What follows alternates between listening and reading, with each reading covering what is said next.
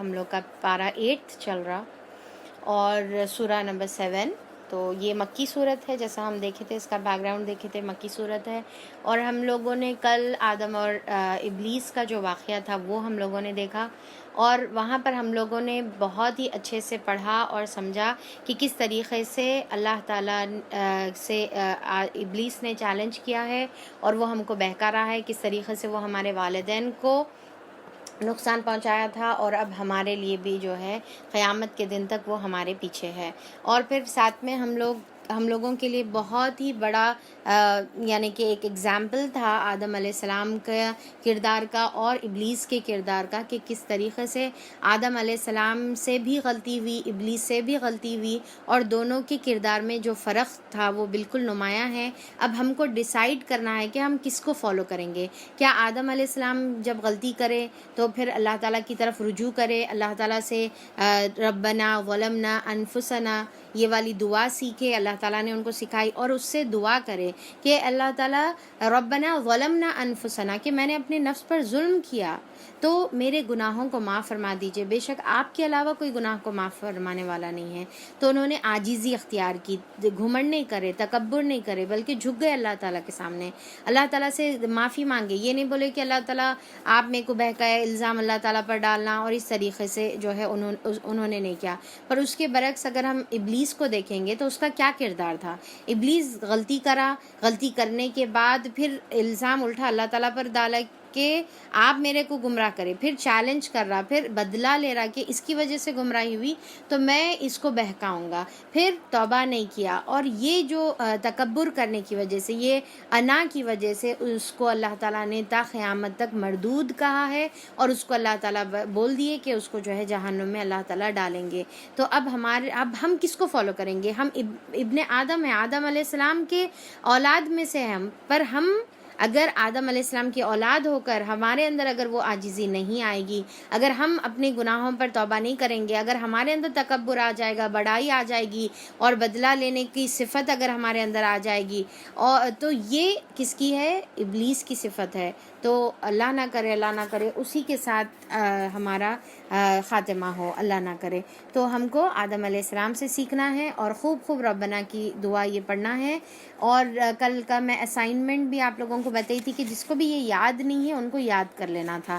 تو ہوپ فلی آپ لوگ یاد کر لیے ہوں گے، اور جو ابھی یاد نہیں کرے وہ یاد کر لیں. پھر اس کے بعد ہم لوگوں نے انباء اور رسول دیکھے تھے. انباء ایکچولی جو نبا ہے، نبا کی جمع انباء ہے. انباء کا مطلب کیا؟ خبریں، رسولوں کی خبریں. اب جیسا میں کل بتائی تھی کہ ایک ہے قصص الانبیاء، کہ اس کے اندر صرف آپ کو قصہ ملیں گا کہ یہ ایسا ہوا تھا، یعنی کہ جیسا ہم الگ سے قرآن کے علاوہ بھی الگ سے قصص الانبیاء پڑھتے ہیں، یا قرآن کے اندر بھی کچھ قصص الانبیاء آتے ہیں، تو ان کے ڈیٹیلز، ٹھیک ہے، تو ان کے بارے میں جیسا ان کے متعلق پڑھنا، تو وہ قصص الانبیاء میں آئے گا.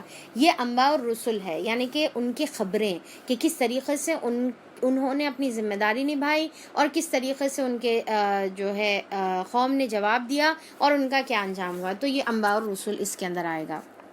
اچھا، پھر اس کے علاوہ ہم لوگوں نے نوح علیہ السلام کے بارے میں پڑھا تھا. نوح علیہ السلام کی قوم کے اوپر، نوح علیہ السلام کی قوم کی طرف اللہ تعالیٰ نے بھیجا. اب دیکھیے کہ یہاں پر ایک خاص اور ایک چیز کی طرف میں آپ لوگوں کی توجہ دلاؤں گی کہ ہر کسی نے یا قومی کہا، رائٹ، اے میری قوم. تو اس میں ہم دیکھیں کہ بہت پیار اور محبت سے اپنی قوم کو مخاطب کر رہے ہیں. دوسرا یہ ہے کہ تمام انبیاء جتنے بھی پہلے آئے وہ تمام اپنی قوم کی طرف بھیجے گئے تھے، یعنی کہ ان کی قوم کی طرف وہ بھیجے گئے تھے، بس اتنا ہی ان کی ذمہ داری تھی. پر اس کے برعکس آپ صلی اللہ علیہ وسلم تمام انسانیت کی طرف بھیجے گئے. یا ایھا الناس، اسی لیے ہم قرآن کے اندر مخاطب کس سے کرتے ہیں؟ یا ایھا الناس سے مخاطب کیا جاتا ہے، یا قومی سے مخاطب نہیں بلکہ یا ایھا الناس سے مخاطب کیا جاتا ہے. تو پہلے نوح علیہ السلام کی پڑھے، پھر اس کے بعد قوم عاد کا پڑھے تھے، جس کی طرف ہود علیہ السلام بھیجے گئے تھے. عاد کی طرف کون بھیجے گئے تھے؟ ہود علیہ السلام جو ہے بھیجے گئے تھے. پھر اس کے بعد ہم لوگوں نے قوم سمود کا پڑھا تھا، جس کی طرف کون بھیجے گئے تھے؟ صالح علیہ السلام بھیجے گئے تھے. پھر اس کے بعد ہم نے قوم لوط کا پڑھا تھا. لوط علیہ السلام کی طرف لوط علیہ السلام جو ہے اپنے قوم کی طرف بھیجے گئے تھے جو صدوم کی بستی تھی. اور شعیب علیہ السلام مدین کی طرف بھیجے گئے تھے. تو یہاں پر شعیب علیہ السلام کے بارے میں ایک چیز آپ لوگ کلیئر کر لیجئے کہ شعیب علیہ السلام ابراہیم علیہ السلام کی نسل سے ہی تھے، پر ان کی دوسری بیوی خطورہ سے تھے.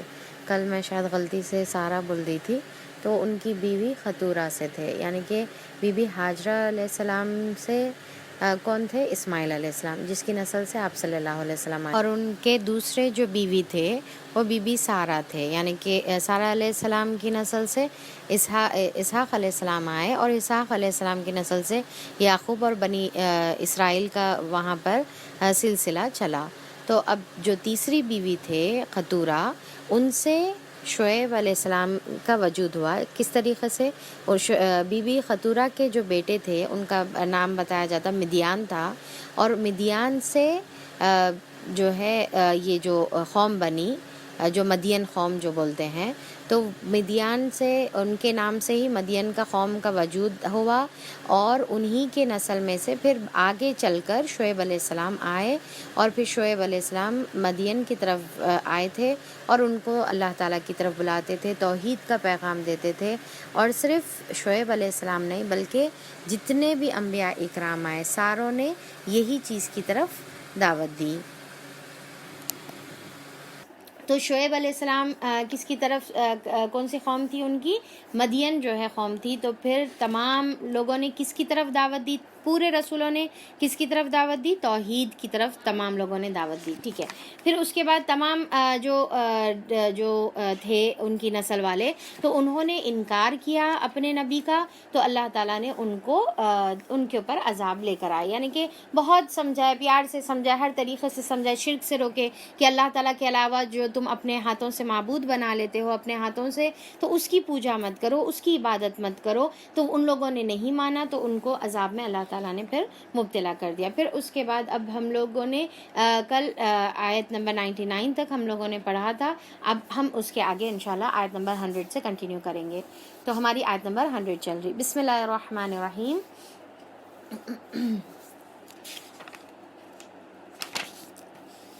اولم يهد للذين يرثون الارض من بعد اهلها ان لو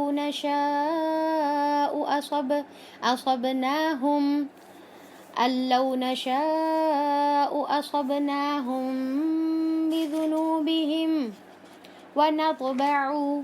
ونطبع على قلوبهم فهم لا يسمعون.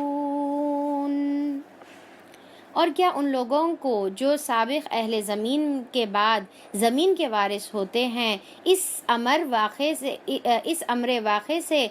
واقع نے کچھ سبق نہیں دیا کہ اگر ہم چاہیں تو ان کے قصوروں پر انہیں پکڑ سکتے ہیں. تو اب یہ تمام جو انبیاء اکرام کا جو انبیاء الرسول ہم دیکھے، تو ان کے بعد اللہ تعالیٰ بول رہے کہ جو بعد آنے والی جو نسل ہے، اب بعد آنے والی نسل اس کے اندر اشارہ کس کی طرف ہے؟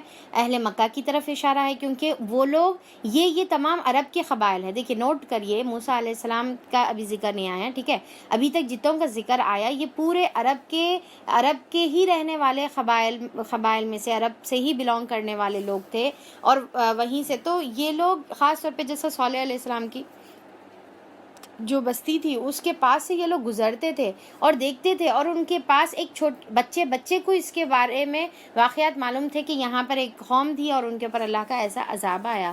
تو یہ جو ڈیڈ سی ہے جو لوط علیہ السلام کی قوم کے اوپر جو بھیجی گئی تھی، تو یہ تمام وہ لوگ وہاں سے گزرتے تھے، ان لوگوں کو معلوم تھا، کیونکہ جب وہ لوگ بزنس ٹرپس کے لیے جاتے تھے تو اللہ تعالیٰ بول رہے کیا ان کے لیے یہ سبق نہیں ہے؟ کیا وہ لوگ اس سے کوئی سبق نہیں لے رہے؟ کیا اللہ تعالیٰ چاہے تو جیسا ان کو ان کے قصوروں پر پکڑا، کیا اب تمہیں نہیں پکڑے گا؟ اور یہ اب جب جو ہے اہل مکہ کے لیے تھا، پر اب ہمارے لیے بھی اللہ تعالیٰ کا یہی پیغام ہے، یہی حکم ہے کہ ہم کو دیکھنا ہے کہ پہلے کے لوگوں کو کس طریقے سے اللہ تعالیٰ نے ان کی گناہوں کی پکڑ میں، پاداش میں ان کو اللہ تعالیٰ نے عذاب میں مبتلا کیا. تو اللہ تعالیٰ بالکل قدرت رکھتا ہے کہ ہم کو بھی عذاب میں مبتلا کرے، مگر وہ سبق آموز حقائق سے تغافل برتتے ہیں، غافل ہیں، اور ہم نے ان کے دلوں پر مہر لگا دیتے، اور ہم ان کے دلوں پر مہر لگا دیتے ہیں، پھر وہ کچھ نہیں سنتے۔ یہ قومیں جن کے قصے ہم تمہیں سنا رہے ہیں تمہارے سامنے مثال میں موجود ہیں۔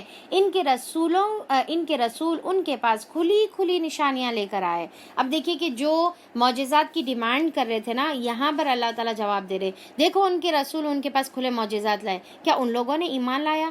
ہر نبی کے پیچھے 15، 25، 40، 80 اتنے ہی لوگ ایمان لے کر آئے تھے، بہت کم، بہت قلیل تعداد میں لوگ ایمان لے کر آئے تھے، حالانکہ ان کے پاس کھلی نشانیاں تھی۔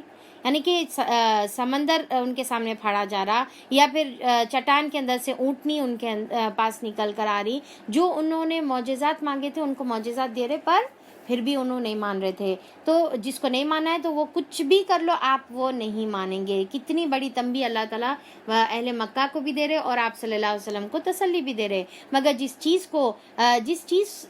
چیز کو وہ ایک دفعہ جھٹلا چکے تھے پھر اسے وہ ماننے والے نہ تھے۔ دیکھو اس طرح ہم منکرین حق کے دلوں پر مہر لگا دیتے ہیں۔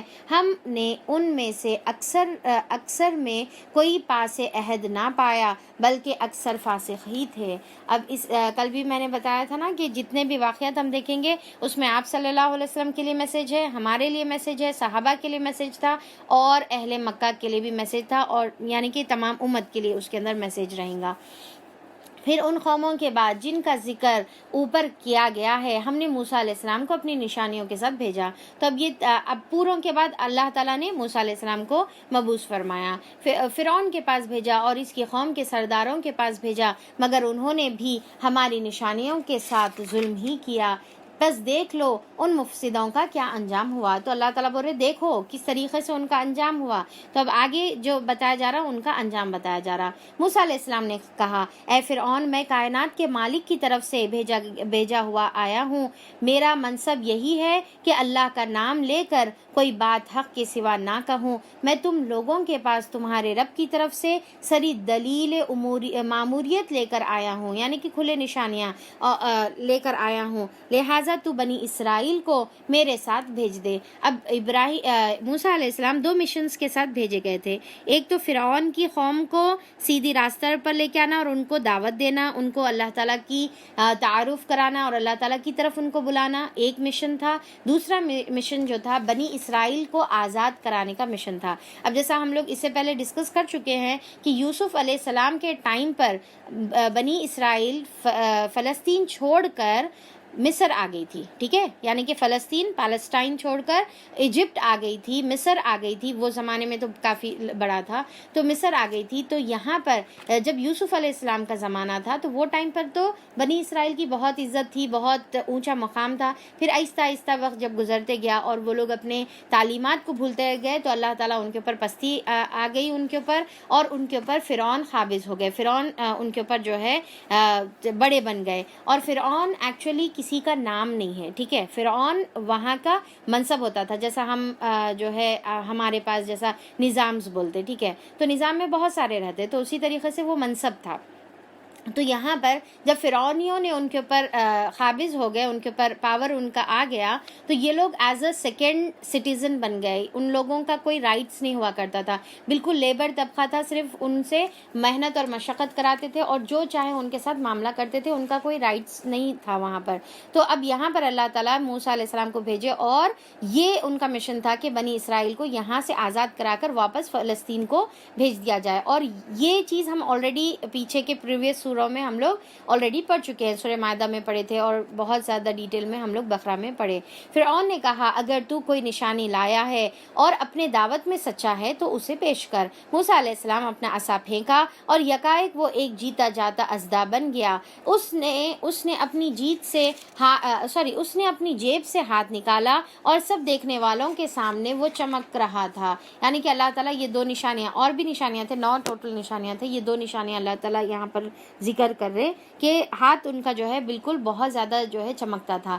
اس پر فرعون کی قوم کے سرداروں نے آپس میں کہا یقیناً یہ شخص بڑا ماہر جادوگر ہے، تمہیں تمہاری زمین سے بے دخل کرنا چاہتا ہے۔ اب دیکھیں کہ یہاں پر ایک موسیٰ علیہ السلام اکیلے آئے ہوئے ہیں، ساتھ میں ان کے بھائی ہے ہارون علیہ السلام، تو 2 جنے آئے ہوئے ہیں اور انہوں یہاں پر ایک معجزہ اللہ تعالیٰ کی طرف سے بتا دیے۔ تو اب دیکھیں کس طریقے سے وہ لوگ بہکا رہے فرعون کو، بول رہے کہ تم کو زمین سے بے دخل، ارے بھائی کوئی فورس نہیں ہے، کوئی ملٹری نہیں ہے ان کے ساتھ، کچھ بھی نہیں، 2 لوگ کیا بے دخل کریں گے، کیا پاور دکھائیں گے؟ یعنی کہ اس طریقے سے لوگ بہکاتے ہیں، چھوٹی چیز کو بڑا کر کے جو ہے بتاتے ہیں کہ یہ ہمارے کو نقصان پہنچانے والے ہیں۔ آج بھی جو اسلام فوبیا پھیلا ہوا ہے۔ اب کہو کیا کہتے ہو؟ پھر ان سب نے فرعون کو مشورہ دیا کہ اسے اور اس کے بھائی کو انتظار میں رکھے اور تمام شہروں میں ہرکارے بھیج دے، یعنی کہ اناؤنس کروا دیے کہ ماہر جادوگر کو آپ کے پاس لے آئیں۔ چنانچہ جادوگر فرعون کے پاس آ گئے، انہوں نے کہا اگر ہم غالب رہے تو ہمیں اس کا صلہ تو ضرور ملے گا۔ تو اب یہاں پر ان لوگ فوری اپنی اجرت طے کر لے رہے ہیں، کیا ملنے والا ہے میرے کو، اگر ہم لوگ جیتے تو ہم کو کیا پیسے دیں گے؟ فرعون نے جواب دیا ہاں، اور تم کو، یعنی کہ ارے بھائی پیسے کیوں، بلکہ تم کو تو مقرب دربار بنایا جائے گا، یعنی کہ اسپیشل ایلیٹ لوگوں میں شامل کیا جائے گا۔ پھر انہوں نے موسیٰ علیہ السلام سے کہا تم پھینکتے ہو یا ہم پھینکیں؟ موسیٰ علیہ السلام نے جواب دیا تم ہی پھینکو۔ انہوں نے جو اپنے انشر پھینکے، یعنی کہ اپنے جو بھی چیزیں لے کر آئے تھے، رسیاں، لاٹھیاں، جو بھی تھے، تو نگاہوں کو مسحور اور دلوں کو خوفزدہ کر دیا، یعنی کہ وہ اس کا اثر، وہ رسیاں تو جو تھے وہی تھے، پر ایکچولی نگاہوں کو ویسا نظر آنا شروع ہو گیا تمام جتنے حاضرین۔ اور دوسرے جگہوں پر ہم آگے پڑھیں گے کہ موسیٰ علیہ السلام نے یہ شرط رکھی تھی کہ یہ تمام جو چیز ہے جو پیش کیا جا رہا ہے، یہ جادو اینڈ آل، یہ تمام چیزیں، اور موسیٰ علیہ السلام کا جو معجزہ ہے، یہ سارے لوگوں کے سامنے پیش کیا جائے گا، یعنی کہ صبح کے ٹائم پہ، اشراق کے ٹائم پہ پورے لوگوں کو جمع کیا جائے گا جتنے وہاں پر موجود ہے، چاہے وہ قبطی قوم میں سے رہو یا فرعون یا پھر جو ہے بنی اسرائیل سے رہو، سب جمع ہوں گے اور سب کے سامنے یہ چیز پیش ہوں گی، یہ منظر سب لوگ دیکھیں گے۔ تو سارے لوگوں کو کیا نظر آنے لگا کہ خوف زدہ ہو گئے، سب کے دلوں کو جو ہے خوف زدہ کر دیا، اور بڑا ہی زبردست جادو انہوں نے نکالا۔ اب اس سے دیکھیے ایک چیز یہ سمجھ میں آتی ہے کہ وہ لوگ جب پوچھے کہ ہم پھینکیں گے تو موسیٰ علیہ السلام ان کو چانس دیے۔ تو اب اس کا مطلب یہ ہے کہ جب ہم کسی کے دعویٰ کرنے جاتے، کسی کو کوئی چیز سمجھانے جاتے، تو پہلے ان سے ہم بات سنیں، انہوں کیا بتا رہے، انہوں کیا پریزنٹ کرے، انہوں کیا پیش کرے، ساری چیز ہونے کے بعد پھر ہم اپنی بات، اللہ تعالیٰ کی بات جو ہے وہ رکھیں گے، کیونکہ حق ہمیشہ بعد میں آئے گا تو زیادہ متاثر کرنے والا ہوگا۔ ہم نے موسیٰ علیہ السلام کو اشارہ کیا کہ پھینک اپنا عصا، اس کا پھینکنا تھا کہ آن کی آن میں فوری کے فوری وہ ان کے اس جھوٹے طلسم کو نگلتا چلا گیا، یعنی کہ وہ جو موسیٰ علیہ السلام کا جو اجزا تھا، پورے جو جھوٹے جادو کی چیزیں تھے، وہ ساری چیزوں کو برباد اور ختم کر دیا اور نگل لیا۔ اس طرح جو حق تھا وہ حق ثابت ہوا، اور جو کچھ انہوں نے بنا رکھا تھا وہ باطل ہو کر رہ گیا۔ فرعون اور ان کے ساتھی میدان مقابلے میں مغلوب ہوئے اور فتح مند ہونے کے بجائے الٹے ذلیل ہو گئے۔ تو اب یہاں پر جو اتنی شان اور شوکت سے وہ لوگ آئے تھے اور ہم جیتیں گے تو ہم کو کیا ملیں گا، اور فرعون بھی بڑے بڑے وعدے کر لیا تھا، ہوا کیا کہ تمام لوگوں کے سامنے ذلت کا سامنا کرنا پڑا، اور سب لوگوں کو جو ہے یہ چیز معلوم ہو گئی۔ اور جادوگروں کا حال یہ ہوا کہ گویا کسی چیز نے اندر سے انہیں سجدے میں گرا دیا۔ اب جیسا کہ اب دیکھیں کہ جو ماہر جادوگر تھے، یعنی کہ سب سے ٹاپ درجے کے جادوگر وہاں پر حاضر تھے، اب جو ماہر جادوگر تھے ان کو معلوم ہے کہ جادو کیا رہتا اور حقیقت کیا رہتی۔ جب ان لوگ اپنے آنکھوں سے دیکھے کہ ان کا جادو کس طریقے سے اللہ کے معجزے کے سامنے ختم ہو گیا، تو وہ لوگ سمجھ گئے اس کو، یعنی کہ وہ لوگ پہچانتے تھے نا جادو کس چیز کو کہتے ہیں، تو وہ لوگ بے اختیار سجدے میں وہ لوگ گر گئے، کہنے لگے ہم نے مان لیا رب العالمین کو، اس رب کو جسے موسیٰ اور ہارون مانتے ہیں۔ تو وہ لوگ فوری گر گئے اور بولے کہ آمنا برب العالمین ربی موسیٰ و ہارون۔ فرعون نے کہا تم اس پر ایمان لے آئے قبل اس کے کہ میں تمہیں اس کی اجازت دوں؟ یقیناً، یعنی کہ وہ ہر ایک انسان کو اپنا قیدی اور اپنا غلام بنایا ہوا تھا، تو اس سے قبل کہ میں اجازت دوں، یقیناً یہ کوئی خفیہ سازش تھی جو تم لوگوں نے اس سلطنت میں کی، تاکہ اس کے مالکوں کو اقتدار سے بے دخل کر دے۔ تو اب یہاں پر انہیں فوری، اب پورے لوگ سامنے ہیں، اس بے عزتی ہو گئی، اور پھر جو ہے جادوگر پورے سجدے میں گر گئے۔ تو یہاں پر سارے لوگ ہکا بکا رہ گئے، اب کیا کرنا ہے، کچھ تو بولنا نا، کوئی تو بھی بات بنانا۔ اب اس کے دماغ میں ایک بات یہ سوجی کہ انہیں یہ بولا کہ اچھا ایکچولی جو ہے موسیٰ علیہ السلام سب سے بڑے جادوگر ہیں، اور تم لوگ سب ان کے جو ہے اسٹوڈنٹس یا ان سے ہی ملے ہوئے ہو، اور یہاں پر ایک ٹرک کر کے تم لوگ یہاں پر سب کے سامنے ہم لوگ کو ذلیل کرنے آئے ہو تاکہ تم پاور حاصل کرو۔ تو یہ الزام اس نے لگایا۔ اچھا تو اس کا نتیجہ اب تمہیں معلوم ہوا جاتا ہے، یعنی کہ اب انہیں بولا میں تمہارے ہاتھ اور پاؤں مختلف سمتوں میں کٹواؤں گا، اور اتنا ہی نہیں بلکہ اس کے بعد تم سب کو سولی پر چڑھواؤں گا۔ تو یعنی کہ لیفٹ پیر اور رائٹ لیگ لیفٹ ہاتھ اور رائٹ لیگ جو ہے اس نے کٹوانے کا حکم جاری فرمایا۔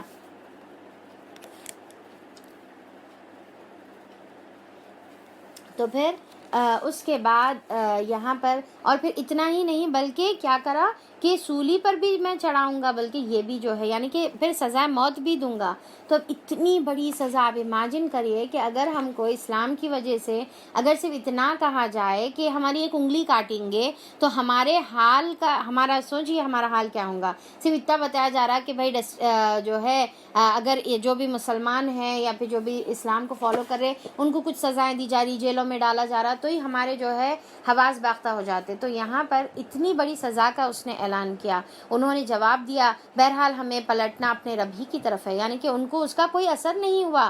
اور ان کے دیکھیے، اب سوچ کے دیکھیے کہ وہ لوگ کتنے ثابت قدم تھے اور ان کا ایمان کیسا تھا ہوگا کہ پیدائشی مسلمان ہی ہیں آپ کے اور ہمارے جیسا، بلکہ جسٹ اب بھی بالکل 2 سیکنڈ پہلے ایمان لے کر آئے، اور اتنا پختہ ایمان ہے ان کا کہ انہوں اتنی بڑی سزا کے لیے تیار ہو گئے اور کہنے لگے کہ بھائی مر کے تو اللہ کے پاس ہی جانے کا ہے، ایسا مرو یا کیسا بھی مرو اللہ کے پاس ہی جانا ہے، اگر تم ہم کو مارنے کے لیے تیار ہے تو ہم تمہارے سے ڈر کر جو ہے اسلام کو نہیں چھوڑیں گے۔ تو ہم یہاں پر دیکھیں کہ ان کا ایمان کیسا تھا۔ تو جس بات پر ہم سے انتقام لینا چاہتا ہے وہ اس کے سوا کچھ نہیں ہے کہ ہمارے رب کی نشانیاں جب ہمارے سامنے آ گئی تو ہم نے انہیں مان لیا۔ اے رب ہم پر صبر کا فیضان کر۔ اب یہاں پر آیت نمبر 126 میں ان لوگ دعا کر رہے کیا، ربنا افرغ علینا صبرا، کہ اللہ تعالیٰ ہمارے اوپر صبر انڈیل دے، یعنی کہ صبر ہمارے اوپر پور کر دے۔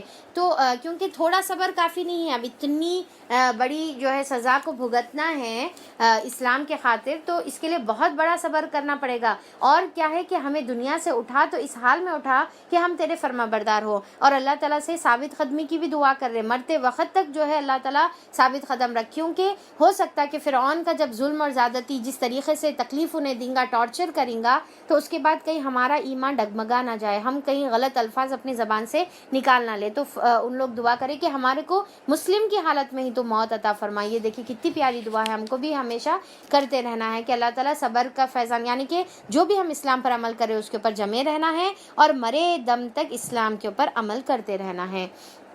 فرعون سے اس کی قوم کے سرداروں نے کہا کیا تو موسیٰ علیہ السلام اور اس کی قوم کو یوں ہی چھوڑ دے گا کہ ملک میں فساد پھیلائیں۔ اب دیکھیں کہ یہاں پر سردار اور بہکارے کس کو، جو بادشاہ ہے وہ ٹائم پہ، تو ان کو کچھ بھی نہیں پکڑ رہے، تم چھوڑ دے رہے موسیٰ علیہ السلام اور اس کے بھائی کو، نہیں اس کو جو ہے کنٹرول کرو ورنہ پھر وہ فساد پھیلائے گا، یعنی کہ دین کی تبلیغ کرنا ان لوگوں کو فساد دکھ رہا، وہ تیرے اور تیرے معبودوں کی بندگی کو چھوڑ بیٹھے۔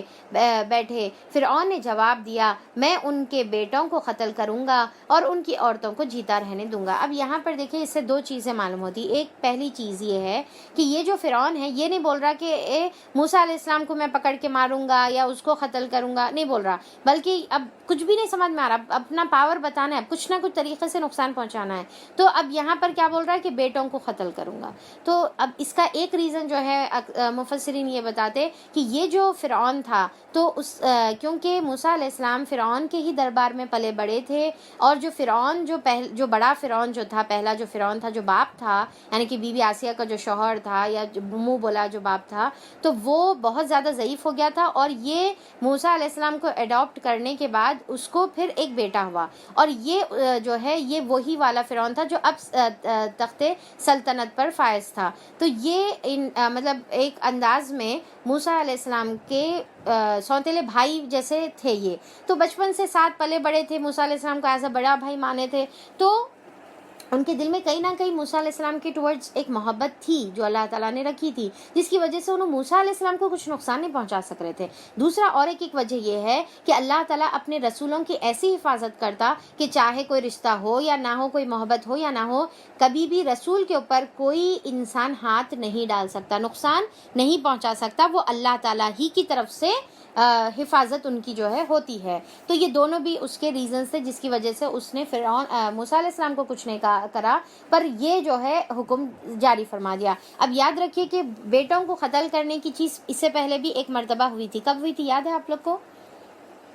موسیٰ علیہ السلام کی پیدائش سے پہلے، جب فرعون کو یہ ڈر ہوا تھا کہ کوئی بنی اسرائیل میں سر آ کر ان کی تخت کو یا سلطنت کو جو ہے الٹ دے گا، تو جب یہ ڈر تھا تو اس نے یہ حکم جاری کرا تھا۔ اب یہ پھر اس کا بیٹا سیم یہ حکم جاری کر رہا، لوگ اسلام قبول کرنے کی وجہ سے ہمارے اقتدار کی گرفت ان پر مضبوط ہے، یعنی کہ ہم we have power over them, تو ہم اس کے پاور کا استعمال ان کے اوپر کریں گے۔ موسیٰ علیہ السلام نے اپنی قوم سے کہا اللہ سے مدد مانگو اور صبر کرو، اور زمین اللہ کی ہے، اپنے بندوں میں سے جس کو چاہتا ہے اس کا وارث بنا دیتا ہے، یعنی کہ تم صبر کرو، اللہ کے ایمان پہ رہو اور صبر کرو اور اللہ سے مدد طلب کرو۔ اللہ تعالیٰ چاہے تو یہ فرعونیوں کو ہٹا کر تم کو یہ زمین کا وارث بنائے گا، یہ تمام چیز تم کو اللہ تعالیٰ عطا کرے گا، اور آخر کامیابی انہی کے لیے ہے جو اس سے ڈرتے ہوئے کام کرتے ہیں، یعنی کہ جو تقویٰ کرتے ہیں تو ان کے لیے کامیابی ہے۔ پھر اللہ تعالیٰ آیت نمبر 129 میں اللہ تعالیٰ فرماتے ہیں سورہ اعراف کی، اس کی قوم کے لوگوں نے کہا تیرے آنے سے پہلے بھی ہم ستائے جاتے تھے اور اب تیرے آنے کے بعد بھی ہم ستائے جا رہے ہیں، یعنی کہ پہلے بھی ہمارے بیٹوں کو قتل کیا گیا، اب بھی۔ اس نے جواب دیا قریب ہے وہ وقت کہ تمہارا رب تمہارے دشمن کو ہلاک کر دے گا اور تم کو زمین میں خلیفہ بنائے گا، پھر دیکھے کہ تم کیسے عمل کرتے ہو۔ تو اب یہاں پر موسیٰ علیہ السلام ان کو بشارت دے رہے، خوشخبری دے رہے کہ ان قریب اگر تم تقوی پر جم کر رہیں گے تو اللہ تعالیٰ تم کو پاور عطا کرے گا، پر اس کے بعد پاور عطا کرنے کے بعد اللہ تعالیٰ دیکھیں گا کہ تم کیسے عمل کر رہے، تو عمل اس کے بعد کاؤنٹ ہوگا۔ تو آج جتنے بھی مسلم کنٹریز ہے یہاں پر آج ہم اسی لیے ذلیل ہو رہے کیونکہ اللہ تعالیٰ نے ہم کو جب پاور دیا پر ہم جو عمل کر رہے وہ ہمارے عمل کی وجہ سے ہم کو جوتے پڑ رہے۔ ہم نے فرعون کے لوگوں کو کئی سال تک قحط سالی میں اور پیداوار کی کمی میں مبتلا رکھا تھا، شاید کہ وہ ہوش میں آئیں۔ تو اب یہاں پر موسیٰ علیہ السلام کا انکار کرنے کی وجہ سے اللہ تعالیٰ فرعونیوں کے اوپر جو ہے چھوٹے چھوٹے عذاب میں مبتلا ان کو کرتے جا رہے تاکہ انہوں پلٹانا بار بار الگ الگ قسم کے عذابات میں، اس کے بعد اگر نہیں آئیں گے تو جب ان کو غرق کیا جائے گا۔ دیکھیں کہ کتنی اللہ کی رحمت ہے کہ کتنے وارننگز اللہ تعالیٰ عطا کرتے ہیں کہ شاید کہ بندہ اللہ کی طرف پلٹ آئے، تو پہلے کیا کرے قحط سالی میں مبتلا کرے اور پھر پیداوار کی کمی میں، مگر ان کا حال یہ تھا کہ جب اچھا زمانہ آتا تو کہتے کہ ہم اسی کے مستحق ہیں۔ فرعونیہ کیا بولتے ہیں، ہم وی ڈیزرو دس، اور جب برا زمانہ آتا تو موسیٰ علیہ السلام اور اس کے ساتھیوں کو اپنے لیے فعل بد ٹھہراتے، یعنی کہ تمہاری منحوسیت کی وجہ سے یہ ہو رہا، حالانکہ در حقیقت ان کی فعل بد تو اللہ تعالیٰ کے پاس ہے، مگر ان میں سے اکثر بے علم تھے۔ انہوں نے موسیٰ علیہ السلام سے کہا کہ تو ہمیں مسحور کرنے کے لیے خواہ کوئی نشانی لے آئے، ہم تو تیری بات ماننے والے نہیں ہیں، چاہے کتنا بھی کنونس کر لو ہم تو نہیں مانیں گے۔ یعنی کہ پہلے جو قوم اٹل فیصلہ کر لیتی کہ ہم کو ماننا ہی نہیں ہے تو پھر اس کے پاس کتنی بھی دلیلیں لاؤ۔ آج بھی دیکھیں کہ کئی ایسے لوگ ہیں، ہم اتنی دلیلوں کے ساتھ قرآن کی، حدیث کی، ہر طریقے کی دلیلوں کے ساتھ سمجھائے کہ بھئی ایسا نہیں کرنا ہے، دیکھو یہ شرک ہے، یہ غلط ہے، یہ اللہ کی نافرمانی کے کام ہے، تو پہلے جو لوگ ٹھان کر بیٹھ جاتے ہیں نا دل میں کہ ہم کو ماننا ہی نہیں ہے، اس کے بعد آپ بخاری کی حدیث لا لو، اللہ کی قرآن کی آیت ان کے سامنے پیش کر دو، وہ لوگ ہرگز نہیں مانیں گے اور اس کے اندر بھی کچھ تو بھی اپنی مرضی سے تعویلات کریں گے کہ نہیں ایکچولی اس کا مطلب یہ ہے اور اس کا مطلب وہ ہے۔ پھر اللہ تعالیٰ کیا کرے، آخر کار ہم نے ان پر طوفان بھیجا، پھر کیا کرے اللہ تعالیٰ، پہلے قحط سالی، اب یہاں پر طوفان آ رہا، پھر تیسرا ٹڈی دل بھیجے، یعنی کہ ٹڈیاں ان کے اوپر آئی جو فصل کو چاٹ کر رکھ دیتی ہے، جہاں پر سے گزرتی ہے صفائے ہستی سے جو ہے وہاں کی فصلوں کو خراب کر دیتی ہے۔ جیسا ٹڈی دل جو ہے، جیسا بچپن سے ہم لوگ جب تفسیر پڑھتے تھے کبھی تصور میں بھی نہیں تھا کہ یہ ٹڈی دل کس کو بولتے ہیں، پر جو لاسٹ ایئر جو سعودی عرب میں جب ہم دیکھے کہ ایسا طوفان جو آیا تو اس سے ایک اندازہ ہوا، یعنی کہ ایک چھوٹی سی جو ہے چیز ایک اندازہ ہوا کہ کتنا خطرناک یہ ہو سکتی ہے، کبھی تصور بھی نہیں تھا۔ پھر اللہ تعالیٰ بتا رہے کہ پھر ان کے اوپر سرسریاں پھیلائیں اللہ تعالیٰ نے، یعنی کہ آج جیسا ہوتے نا فار ایگزامپل کے طور پہ، جیسا مچھر کا طوفان ماشاء اللہ بارک اللہ کہ بڑھتا ہی چلے جا رہا، اور کس طریقے سے جو ہے پکڑ کے چن کے ہم کو جو ہے کاٹتے ہیں، تو اللہ تعالیٰ اسی طریقے سے ان کے پاس بھی جو ہے کچھ ایسی کچھ عذاب کے طور پہ اللہ تعالیٰ نے بھیجا تھا۔ پھر ان کے پاس مینڈک نکالے، یعنی کہ ہر برتن میں مینڈک ہوا کرتا تھا، اتنی مطلب کراہیت کی چیز، ہر برتن، ہر کھانے پینے کی چیزوں میں مینڈک، اور پھر اس کے بعد خون ان کے اوپر برسایا۔ اب اس کے بارے میں آتا ہے کہ شاید ان کو کچھ جیسا نکسیر بولتے نا، نوز بلیڈنگ جو ہوتی ہے، تو ویسے شاید کوئی بیماری میں ان کو مبتلا کیا، تو اللہ تعالیٰ یہ چھوٹے چھوٹے عذاب ان کے اوپر مسلسل ایک ہو رہا۔ پھر انہوں کیا کرتے تھے، ایک آنے کے بعد موسیٰ علیہ السلام کو بولتے تھے اچھا آپ دعا کرو، ہم جو ہے اب نہیں کریں گے۔ اب یہاں پر آتا دیکھیں یہ سب نشانیاں الگ الگ کر کے دکھائی، یعنی کہ ایک ساتھ نہیں آئے بلکہ الگ الگ آیا، مگر وہ سرکشی کیے چلے گئے اور بڑی ہی مجرم قوم تھے۔ جب کبھی ان پر بلا نازل ہوتی تو کہتے اے موسیٰ تجھے اپنے رب کی طرف سے جو منصب حاصل ہے، یعنی کہ نبی بنائے بول رہے نا اللہ تعالیٰ، تو جو بھی منصب حاصل ہے اس کی بنا پر ہمارے حق میں دعا کر، یعنی کہ دعا کرنے کی جو ہے التجا کرتے، اگر اب کہ تو ہم پر سے یہ بلا ٹلوا دے گا تو ہم تیری بات مان لیں گے اور بنی اسرائیل کو تیرے ساتھ بھیج دیں گے، یعنی کہ ہم جو ہے سن لیں گے تیری بات، مگر جب ہم ان پر سے اپنا عذاب کو کچھ وقت تک ہٹا دیتے تو پھر وہ اپنے ہی واپس جو ہے روش پر آ جاتے، جو ان کے پر مقرر وقت تک کے لیے جس کو وہ بہرحال پہنچنے والے تھے ہٹا لیتے تو وہ یکایک اپنے عہد سے پھر جاتے، پھر واپس سے اپنی روش پر آ جاتے اور بنی اسرائیل کو نہیں چھوڑتے، تو دعا کرنے کو بولتے، پھر اس کے بعد اپنی روش پر آ جاتے۔ تب ہم نے ان سے انتقام لیا اور انہیں سمندر میں غرق کر دیا۔ اب فائنل بڑا عذاب کیا آیا کہ ان کو سمندر میں غرق کر دیا، کیونکہ انہوں نے ہماری نشانیوں کو جھٹلایا تھا اور ان سے بے پرواہ ہو گئے تھے۔ تو اللہ تعالیٰ بڑے عذاب سے پہلے چھوٹے چھوٹے عذاب میں مبتلا کرتا ہے، جیسا سورہ جو ہے سجدے میں بھی ہم روز پڑھتے نا کہ اللہ تعالیٰ بڑے عذاب سے پہلے چھوٹا، تاکہ ہم پلٹ آئیں، تاکہ ہم سمجھیں، اور ان کی جگہ ہم نے ان لوگوں کو جو کمزور بنا کر رکھے گئے تھے اس سرزمین کے مشرق و مغرب کا وارث بنا دیا، جسے ہم نے برکتوں سے مالا مال کر دیا تھا، یعنی کہ اب جو ہے اللہ تعالیٰ موسیٰ علیہ السلام کے جو فالوورز تھے ان کو اللہ تعالیٰ نے زمین کا وارث بنا دیا۔ اب یہ زمین کا وارث کا مطلب کیا ہے؟ برکت والی زمین۔ ہمیشہ قرآن کے اندر جو اکثر برکت والی زمین کی طرف جو اشارہ ہے وہ ہمیشہ فلسطین کی طرف اشارہ ہوتا ہے، تو اللہ تعالیٰ نے اس کو برکت ہے، اور برکتیں کیا تھی؟ وہ فلسطین کی جگہ پر اللہ تعالیٰ نے بہت سارے انبیاء اکرام کو بھیجا۔ اس طرح بنی اسرائیل کے حق میں تیرے رب کا وعدہ خیر پورا ہوا، کیونکہ انہوں نے صبر سے کام لیا تھا، اور فرعون اور اس کی قوم پر وہ سب کچھ برباد کر دیا جو وہ بناتے تھے اور چڑھاتے تھے۔ تو اب یہاں پر اللہ تعالیٰ فرعون کی اور ان کی قوم کو سب برباد کر دیے۔ پھر اس کے بعد بنی اسرائیل کو ہم نے سمندر سے گزار دیا، پھر وہ چلے اور راستے میں ایک ایسی قوم پر ان کا گزر ہوا جو اپنے چند بتوں کی گرویدہ بنی ہوئی تھی۔ اب یہاں پر اللہ تعالیٰ یہ واقعہ ہم اس سے پہلے بقرہ میں بھی یہاں پر پڑھے تھے، رائٹ؟ تو پھر یہاں پر اللہ تعالیٰ بتا رہے کہ چند بتوں کی ایک قوم کی طرف جب گزرے، بنی اسرائیل جب فرعون سے آزاد ہوئے اور سمندر پار کر لیے تو ایک فرعون سے گزرے۔ اب فرعون سے ایک قوم کی طرف سے جب گزرے تو وہاں پر دیکھے کہ وہ قوم ایک دیوی دیوتا بنائے ہوئے ہیں اور اس کی جو ہے پوجا میں مصروف ہیں، لگے ہوئے ہیں، اعتکاف کرے ہوئے ہیں، کیونکہ عاکفینہ یہاں پر جو ہے ورڈ استعمال کیا جا رہا ہے عربی میں۔ تو وہاں پر جب انہوں دیکھے یعکفونہ کہ وہاں پر وہ لوگ جم کے بیٹھے ہوئے ہیں اور اس سے یعنی کہ اپنی عبادتوں میں مصروف ہے، تو کہنے لگے اے موسیٰ ہمارے لیے بھی کوئی ایسا معبود بنا دے جیسے ان لوگوں کے معبود ہے، یعنی کہ جیسا آج بھی اگر ہم غیر مسلمانوں سے پوچھیں نا کہ یہ تو آپ اپنے ہاتھ سے بناتے، یہ لوگ آپ کو کیا فائدہ پہنچا سکتے، کیا نقصان دے سکتے، تو وہ لوگ بولتے نہیں خدا تو ایک ہی خدا ہے جو اوپر ہے، پرماتما جو اوپر ہے، ہم تو یہ صرف کنسنٹریشن کے لیے، اب کیا ہے کچھ بھی سامنے نہیں ہے تو کیسا ایک سامنے ایک مجسمہ رکھ دیے تو کنسنٹریشن کے لیے جو ہے وہ فائدہ دیتا ہے۔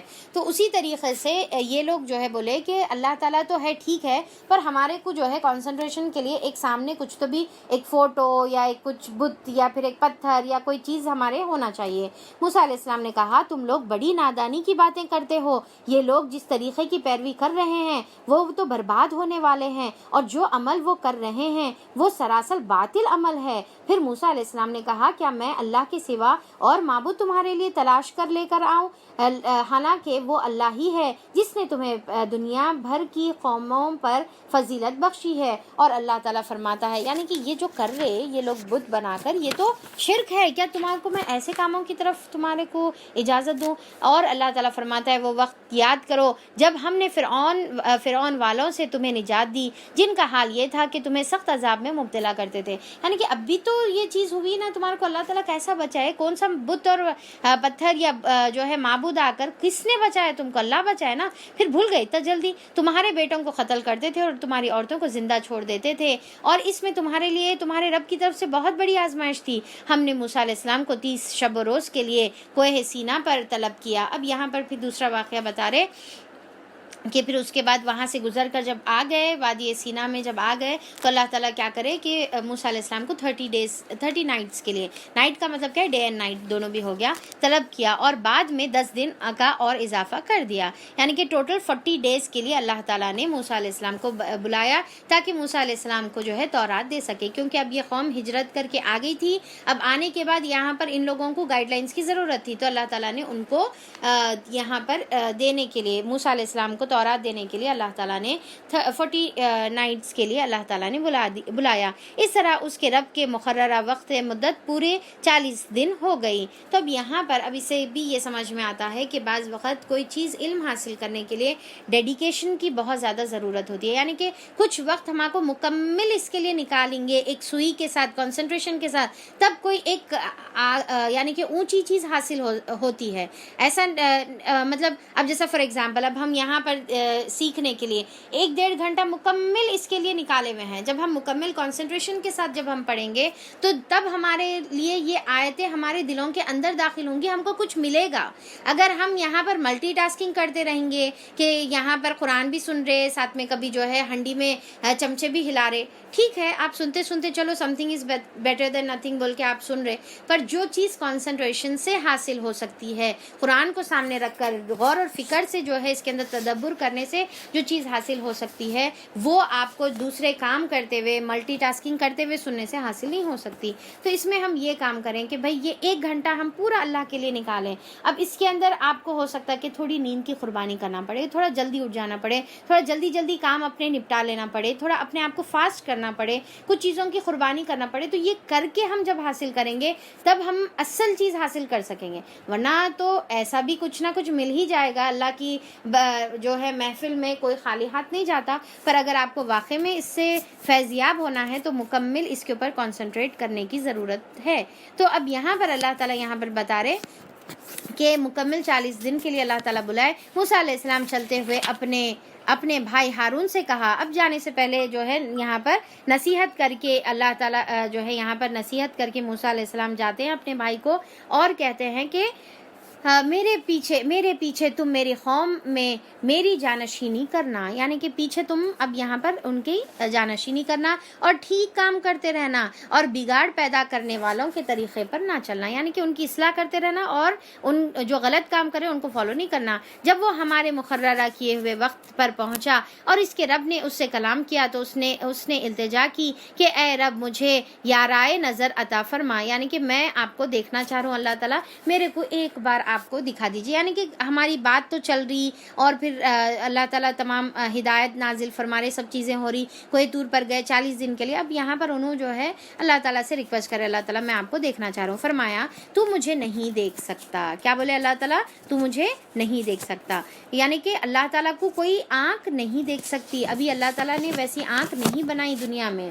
تو اللہ تعالیٰ بولے، پھر اللہ تعالیٰ نے فرمایا کہ ہاں ذرا سامنے کے پہاڑ کی طرف دیکھ، یعنی کہ اچھا تم نہیں دیکھ سکتے، اچھا ٹھیک ہے چلو اب ایک کام کریں گے، تم سامنے کے پہاڑ کی طرف دیکھو، اگر وہ اپنی جگہ قائم رہ جائے تو البتہ تو مجھے دیکھ سکتا ہے۔ چنانچہ اس کے رب نے جب پہاڑ پر تجلی کی تو اسے ریزہ ریزہ کر دیا۔ تو اب یہاں پر اللہ تعالیٰ جو ہے پہاڑ پر جب تجلی کرے تو وہ پہاڑ بالکل اتنا بڑا پہاڑ، اب یہ پہاڑ یہاں پر آزو بازو ہمارے پاس چھوٹے موٹے پہاڑ مت امیجن کریے، بہت بڑا جو پہاڑ تھا، ٹھیک ہے، تو اب جو ہل اسٹیشنز گئے ہوئے ہیں کیسے ہیوج ماؤنٹینز ہوتے ہیں، رائٹ، تو اتنا بڑا پہاڑ کیا کس میں تبدیل ہو گیا، بالکل باریک مٹی میں تبدیل ہو گیا، ریزہ ریزہ ہو گیا، اور موسیٰ علیہ السلام غش کھا کر گر پڑا، جب ہوش آیا تو بولا پاک ہے تیری ذات، میں تیرے حضور توبہ کرتا ہوں۔ تو اب یہاں پر انہوں بولے کہ ہرگز یہ ہوئی نہیں، یعنی کہ اتنا خطرناک اس کا اثر ہوا کہ جو نور کا، اللہ تعالیٰ کی نور کا اور تجلی کا جو اتنا اسٹرانگ اثر ہوا کہ پہاڑ ریزہ ہو گیا اور موسیٰ علیہ السلام غش کھا کے گر گئے۔ اس کے بارے میں انس رضی اللہ عنہ سے روایت ہے کہ آپ صلی اللہ علیہ وسلم نے فرمایا اپنی انگلی، یعنی کہ آپ صلی اللہ علیہ وسلم نے اپنی چھوٹی انگلی، اسمال فنگر جو ہے، اس کی چھوٹے سے حصے کی طرف اللہ اشارہ کر کے، یعنی کہ چنگلیا کی جو انگلی ہے اس کی طرف اشارہ کر کے چھوٹا اس کا کنارہ آپ صلی اللہ علیہ وسلم نے بتایا اور فرمایا کہ اللہ تعالیٰ نے اتنا ہی تجلی فرمائی تھی۔ یہ حاکم کی حدیث ہے، صحیح روایت ہے کہ اتنی چھوٹی تجلی اللہ تعالیٰ نے فرمائی تو وہاں پر پہاڑ کا یہ حال ہو گیا، اور موسیٰ علیہ السلام بھی غش کھا کر گر گئے، اور پھر فوری بولے کہ اللہ تعالیٰ تو پاک ہے، سبحان کا تبت الیک، کہ میں تیری طرف توبہ کر کر پلٹتا ہوں، یعنی کہ اللہ تعالیٰ کہ میں آپ سے ایسا ڈیمانڈ کرا تو اللہ تعالیٰ میں تیری طرف توبہ کرتا ہوں، رجوع کرتا ہوں۔ تو اب دیکھیں کہ یہ نیچر آف پروفٹس ہے، یہ انسان کی صفت ہے، یہ آدم علیہ السلام کی صفت تھی کہ فوری انسان کو احساس ہو جائے تو وہ توبہ کر کر پلٹے۔ ابلیس کیا کرا، اکڑا، اور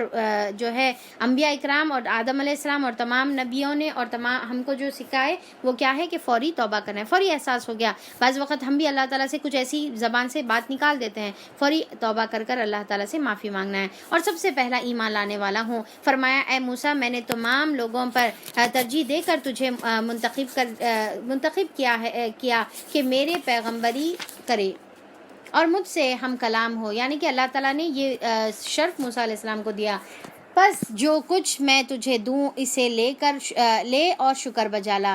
اس کے بعد ہم نے موسیٰ علیہ السلام کو ہر شعبہ زندگی کے متعلق نصیحت اور ہر پہلو کے متعلق واضح ہدایت تختیوں پر لکھ کر دے دی، اور اس سے کہا کہ اب دیکھیں کہ یہاں پر ایک چیز یہاں پر میں بتانا چاہوں گی کہ اللہ تعالیٰ یہاں پر موسیٰ علیہ السلام کو بول رہے کہ تم سے پہلے کسی سے ہم نے کلام نہیں کیا، تم سے کلام کر رہے، ٹھیک ہے، تو جو بھی دیے اللہ تعالیٰ کا لینا ہے اور اس پہ شکر بجا لانا ہے، اس سے زیادہ کی اللہ تعالیٰ سے خواہش نہیں کرنا ہے۔ تو ہم کو بھی جو اللہ تعالیٰ دیے ہوئے ہیں اس پہ ہم کو شکر ادا کرنا ہے، نہ کہ وہ جو چیز ہمارے پاس نہیں ہے اس کی خواہش کر کے اللہ تعالیٰ سے بیکار کے جو ہے تقاضے نہیں کرنے کا ہے۔ اور دوسرا اللہ تعالیٰ کیا کرے، موسیٰ علیہ السلام کو تورات دی جس کے اندر تمام ایسپیکٹس کے جو ہے تفصیلات موجود تھے کہ زندگی کیسی گزارنی چاہیے۔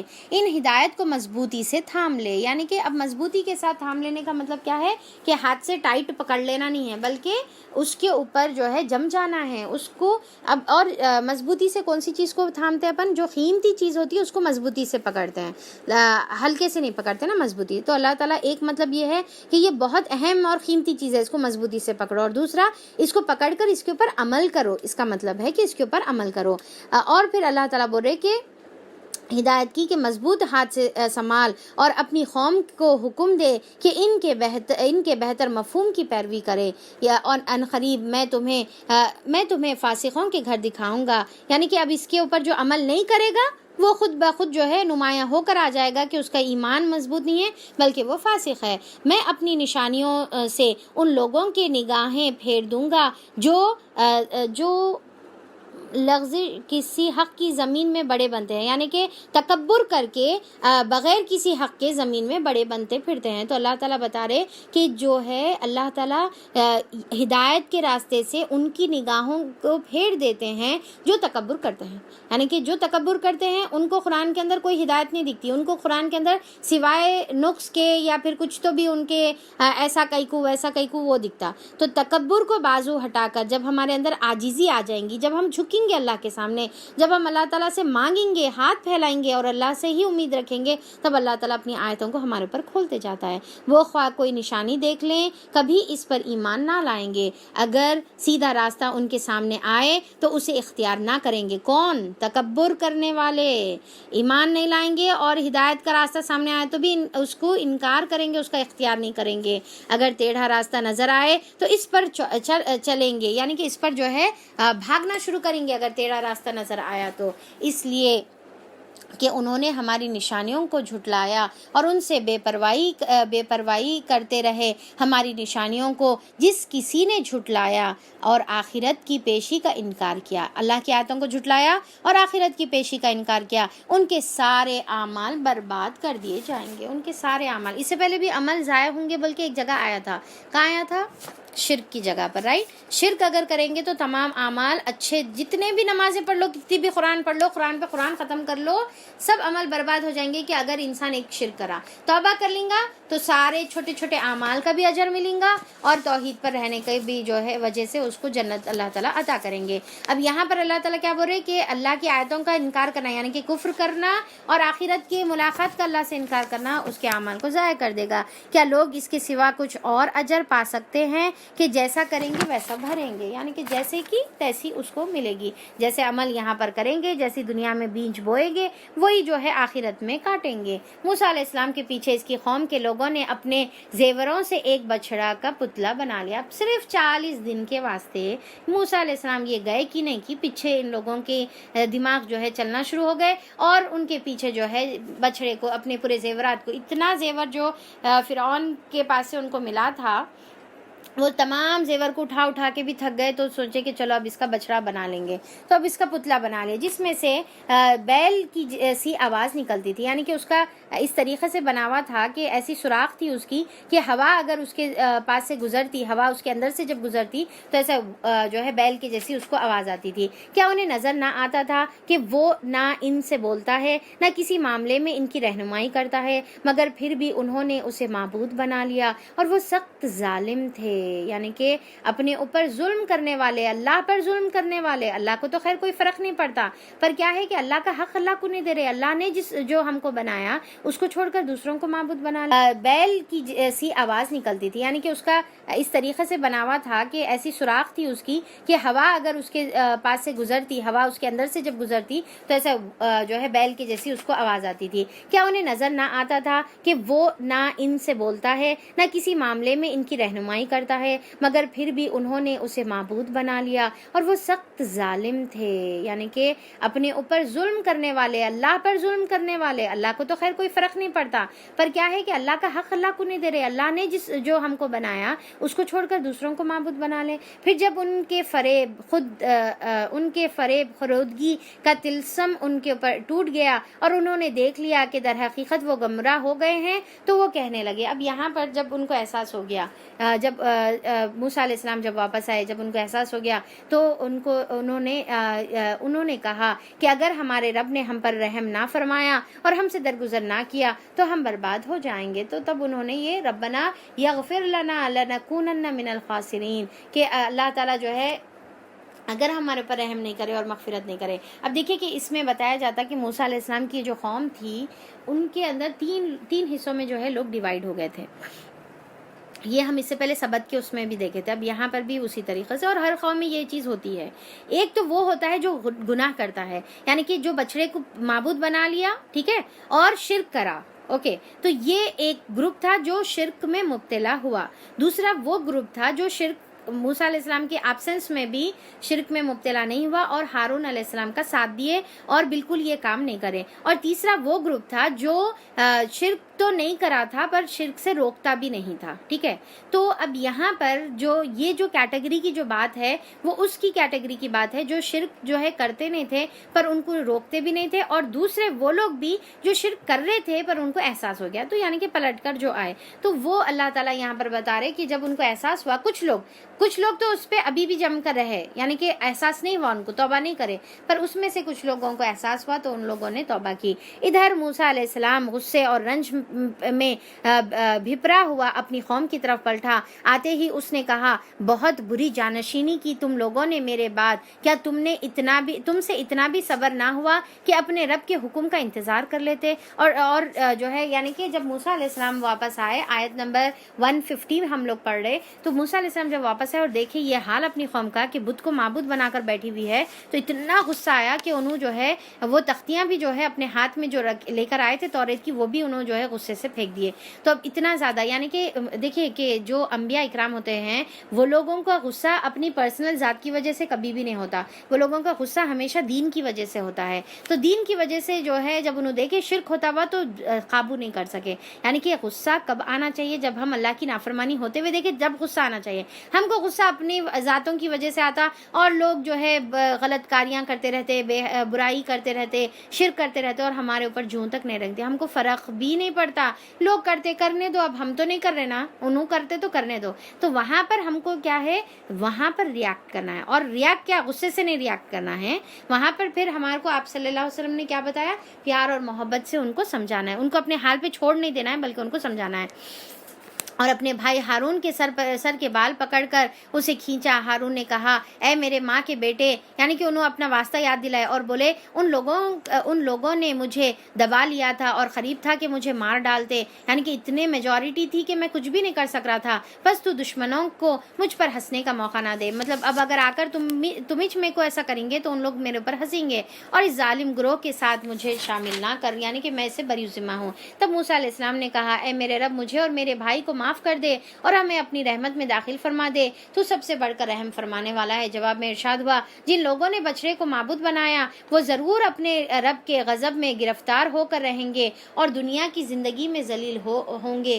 جھوٹ گھڑنے والوں کو ہم ایسی ہی سزا دیتے ہیں، اور جو لوگ برے عمل کریں پھر توبہ کر لیں، یعنی کہ غلط کام کرے، کیا غلط کام کرے؟ یا تو شرک کرے تھے یا تو روکے نہیں تھے، شرک کرنے والوں کو روکے نہیں تھے، تو اللہ تعالیٰ بول رہے کہ جو لوگ برے کام کرے پھر توبہ کر لیں اور ایمان لے آئیں، تو یقیناً اس توبہ و ایمان کے بعد تیرا رب درگزر فرمانے والا اور رحم فرمانے والا ہے۔ تو اللہ تعالیٰ شرک کو بھی معاف کر دیں گے، پر کیا ہے؟ توبہ کر کر جو ہے برے اعمال کو چھوڑ دینا ہے اور ایمان لے کر آ کر اچھے عمل کرنا ہے۔ پھر جب موسیٰ علیہ السلام کا غصہ ٹھنڈا ہوا تو اس نے وہ تختیاں اٹھا لی جن کی تحریر میں ہدایت اور رحمت تھی۔ اب دیکھیے کہ غصے میں جو ہے ایک تو حق کے لیے غصہ آتا، دیکھ لیا اپن، دوسرا یہ ہے کہ غصے میں انسان بعض وقت ایسے اعمال کر دیتا جو اس کو نہیں کرنا چاہیے، یا پھر اس کے لیے زیبا نہیں دیتی، یا اس کے لیے جو ہے وہ نقصان کا سبب بنتی ہے۔ تو دیکھیے کہ غصے میں تختیاں پھینک دیے، پھر اس کے جو ہے اٹھا لیے جو ہدایت اور رحمت تھی ان لوگوں کے لیے جو اپنے رب سے ڈرتے ہیں، اور اس نے اپنی قوم کے 70 آدمیوں کو منتخب کیا۔ اب یہاں پر دیکھیں کہ یہ ایکچولی ایک بیک گراؤنڈ کے ساتھ یہ واقعہ ہے کہ کیا کرے جب موسیٰ علیہ السلام واپس آئے اور بولے کہ اللہ تعالیٰ دیکھو میرے سے کلام کرے اور میرے کو جو ہے یہ تختیاں دیے اور ہدایت دیے، تو ان کی قوم میں سے پھر اب دیکھیے ایک توبہ ہوئی، ایک اللہ تعالیٰ معافی کا اعلان کرے، پھر دوسری اب سرکشی میں مبتلا ہو گئے۔ کیا بولے ان لوگ کہ آیت نمبر 155 میں ان لوگوں نے یہ کہا کہ اے موسیٰ، ہم جب تک تمہاری توریت پر ایمان نہیں لے کر آئیں گے، جب تک کہ تم ہمارے کو جو ہے اللہ تعالیٰ کے پاس لے کر جا کر ہمارے کو بھی جو ہے اللہ تعالیٰ کو کلام کرتے ہوئے ہم دیکھنا چاہ رہے اللہ تعالیٰ سے تم کیسا کلام کرتے، اور ہمارے کو بھی جو ہے یہ چیز جو ہے اپنے آنکھوں سے دیکھنے کا ہے، یعنی کہ اللہ کو دیکھنے کا ڈیمانڈ کرے یا اللہ سے کلام کرتے ہوئے دیکھنے کا ڈیمانڈ کرے۔ تو پھر اس کے بعد جو ہے اللہ تعالیٰ یہاں پر بتا رہے کہ اچھا موسیٰ علیہ السلام جب یہ بولے تو اللہ تعالیٰ بولے اچھا 70 آدمیوں کو جو سردار تھے ان کو منتخب کر کے اب وہ لوگ جو ہے مقررہ وقت پر لے کر آئے، تو منتخب کیا، اس کے ساتھ ہمارے مقررہ کیے ہوئے وقت پر وہ حاضر ہو گئے۔ جب ان لوگوں کو ایک سخت زلزلے نے آ پکڑا تو موسیٰ علیہ السلام نے عرض کیا، پھر اس کے بعد جب انہوں نے دیکھنے کے اوپر، اب یہ اس سے پہلے ہم لوگوں نے بقرہ میں پڑھا تھا نا کہ ہم جب تک نہیں مانیں گے جب تک کہ اللہ تعالیٰ کو اپنی آنکھوں سے نہ دیکھ لیں، تو اب یہ ڈیمانڈ وہی واقعے کو یہاں پر کنٹینیو کیا جا رہا ہے۔ تو جب جو ہے ان کے اوپر بجلی آ کر گری اور پورے کے پورے وہی آن دی اسپاٹ مر گئے، تو موسیٰ علیہ السلام نے اللہ تعالیٰ سے عرض کیا اے میرے سرکار، آپ چاہتے تو پہلے ہی ان کو اور مجھے ہلاک کر سکتے تھے، کیا اب اس قصور میں جو ہم میں سے چند نادانوں نے کیا تھا ہم سب کو ہلاک کر دیں گے؟ تو اب یہاں پر اللہ تعالیٰ سے موسیٰ علیہ السلام دعا کرے کہ مارنا تھا اگر ہم لوگوں کو تو وہیں پر مار لینا تھا، اب یہاں پر 70 لوگوں کو یہ مر جائیں گے، اور اس کے بعد جب میں اپنی قوم کی طرف پلٹوں گا تو میری قوم کو میں کیا جواب دوں گا، اور پورے سرکش ہو جائیں گے اور پورے جنے جو ہے غلط کاریوں میں مبتلا ہو جائیں گے یہ 70 لوگوں کی وجہ سے۔ تو اللہ تعالیٰ سے اب انہوں جو ہے دعا کرے۔ یہ تو آپ کی ڈالی ہوئی ایک آزمائش تھی جس کے ذریعے سے آپ جسے چاہتے ہیں گمراہی میں مبتلا کر دیتے ہیں اور جسے چاہتے ہیں ہدایت بخشتے ہیں. ہمارے سرپرست تو آپ ہی ہیں، بس ہمیں معاف کر دیجئے اور ہم پر رحم فرما، آپ سب سے بڑھ کر معاف کرنے والے ہیں. تو اللہ تعالیٰ یہ موسیٰ علیہ السلام اللہ تعالیٰ سے دعا کرے اور ہمارے لیے اس دنیا کی بھلائی میں لکھ دیجئے اور آخرت کی بھی، اور ہم نے آپ کی طرف رجوع کر لیا. جواب میں ارشاد ہوا، سزا تو میں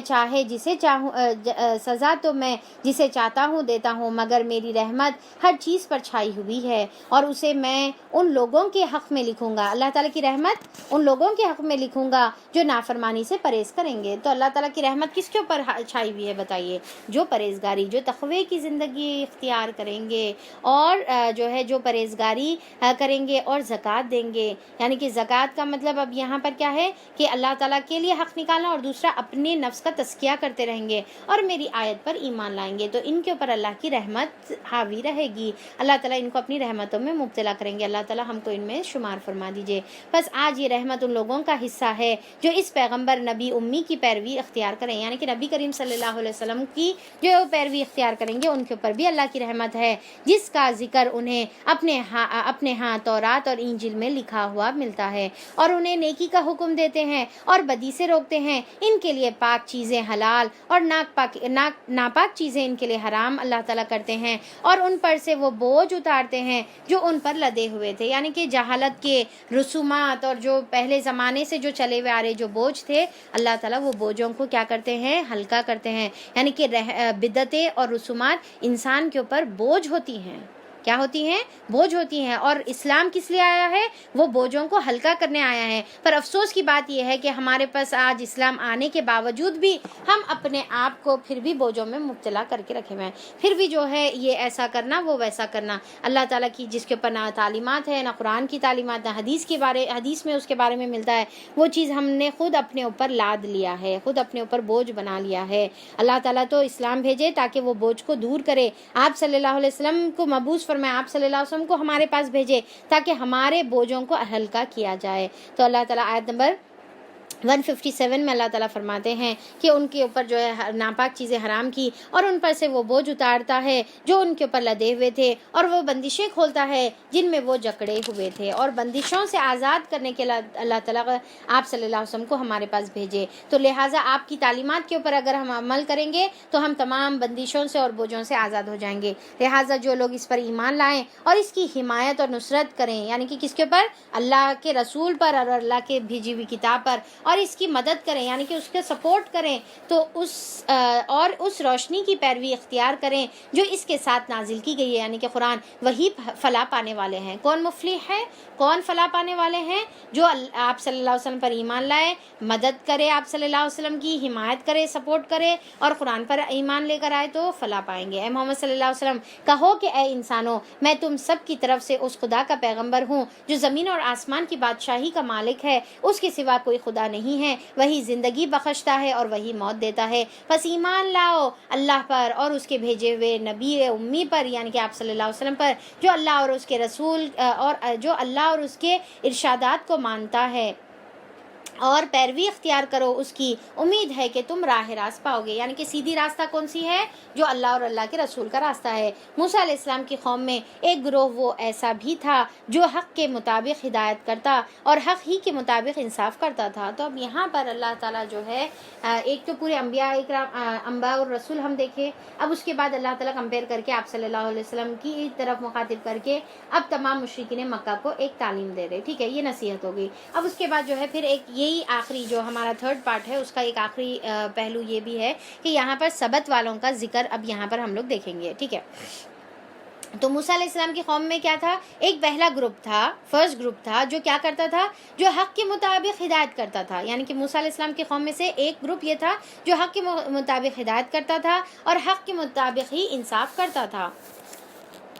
پھر اس کے بعد اور ہم نے اس قوم کو 12 گھر والوں میں تقسیم کر کے انہیں مستقل گروہوں کی شکل دے دی تھی، یعنی کہ 12 گروپس میں وہ لوگ ڈیوائیڈڈ تھے. اور جب موسیٰ علیہ السلام سے اس کی قوم نے پانی مانگا تو ہم نے اس کو اشارہ کیا کہ فلاں چٹان پر اپنی لاٹھی مارو، چنانچہ اس کی چٹان سے ایک 12 چشمے پھوٹ نکلے، اور ہر ایک گروہ نے اپنے پانی لینے کی جگہ متعین کر لی. ہم نے ان پر بادل کا سایہ کیا اور ان پر من و سلوہ اتارا، اور کھاؤ وہ پاکیزہ چیزیں جو ہم نے تمہیں عطا کی ہیں، تمہیں بخشی ہیں. مگر اس کے بعد انہوں نے جو کچھ کیا تو وہ ہم پر ظلم نہ تھا بلکہ وہ اپنے آپ پر ظلم کر رہے تھے. یاد کرو وہ وقت جب ان سے کہا تھا کہ اس بستی میں جا کر بس جاؤ اور اس کی پیداوار سے اپنے حسب منشا روزی حاصل کرو، اور ہتتن کہتے ہوئے جاؤ، اور شہر کے دروازوں سے سجدہ ریز ہوتے ہوئے داخل ہونا، یعنی کہ عاجزی کے ساتھ جھکتے ہوئے اللہ تعالیٰ کے شکر ادا کرتے ہوئے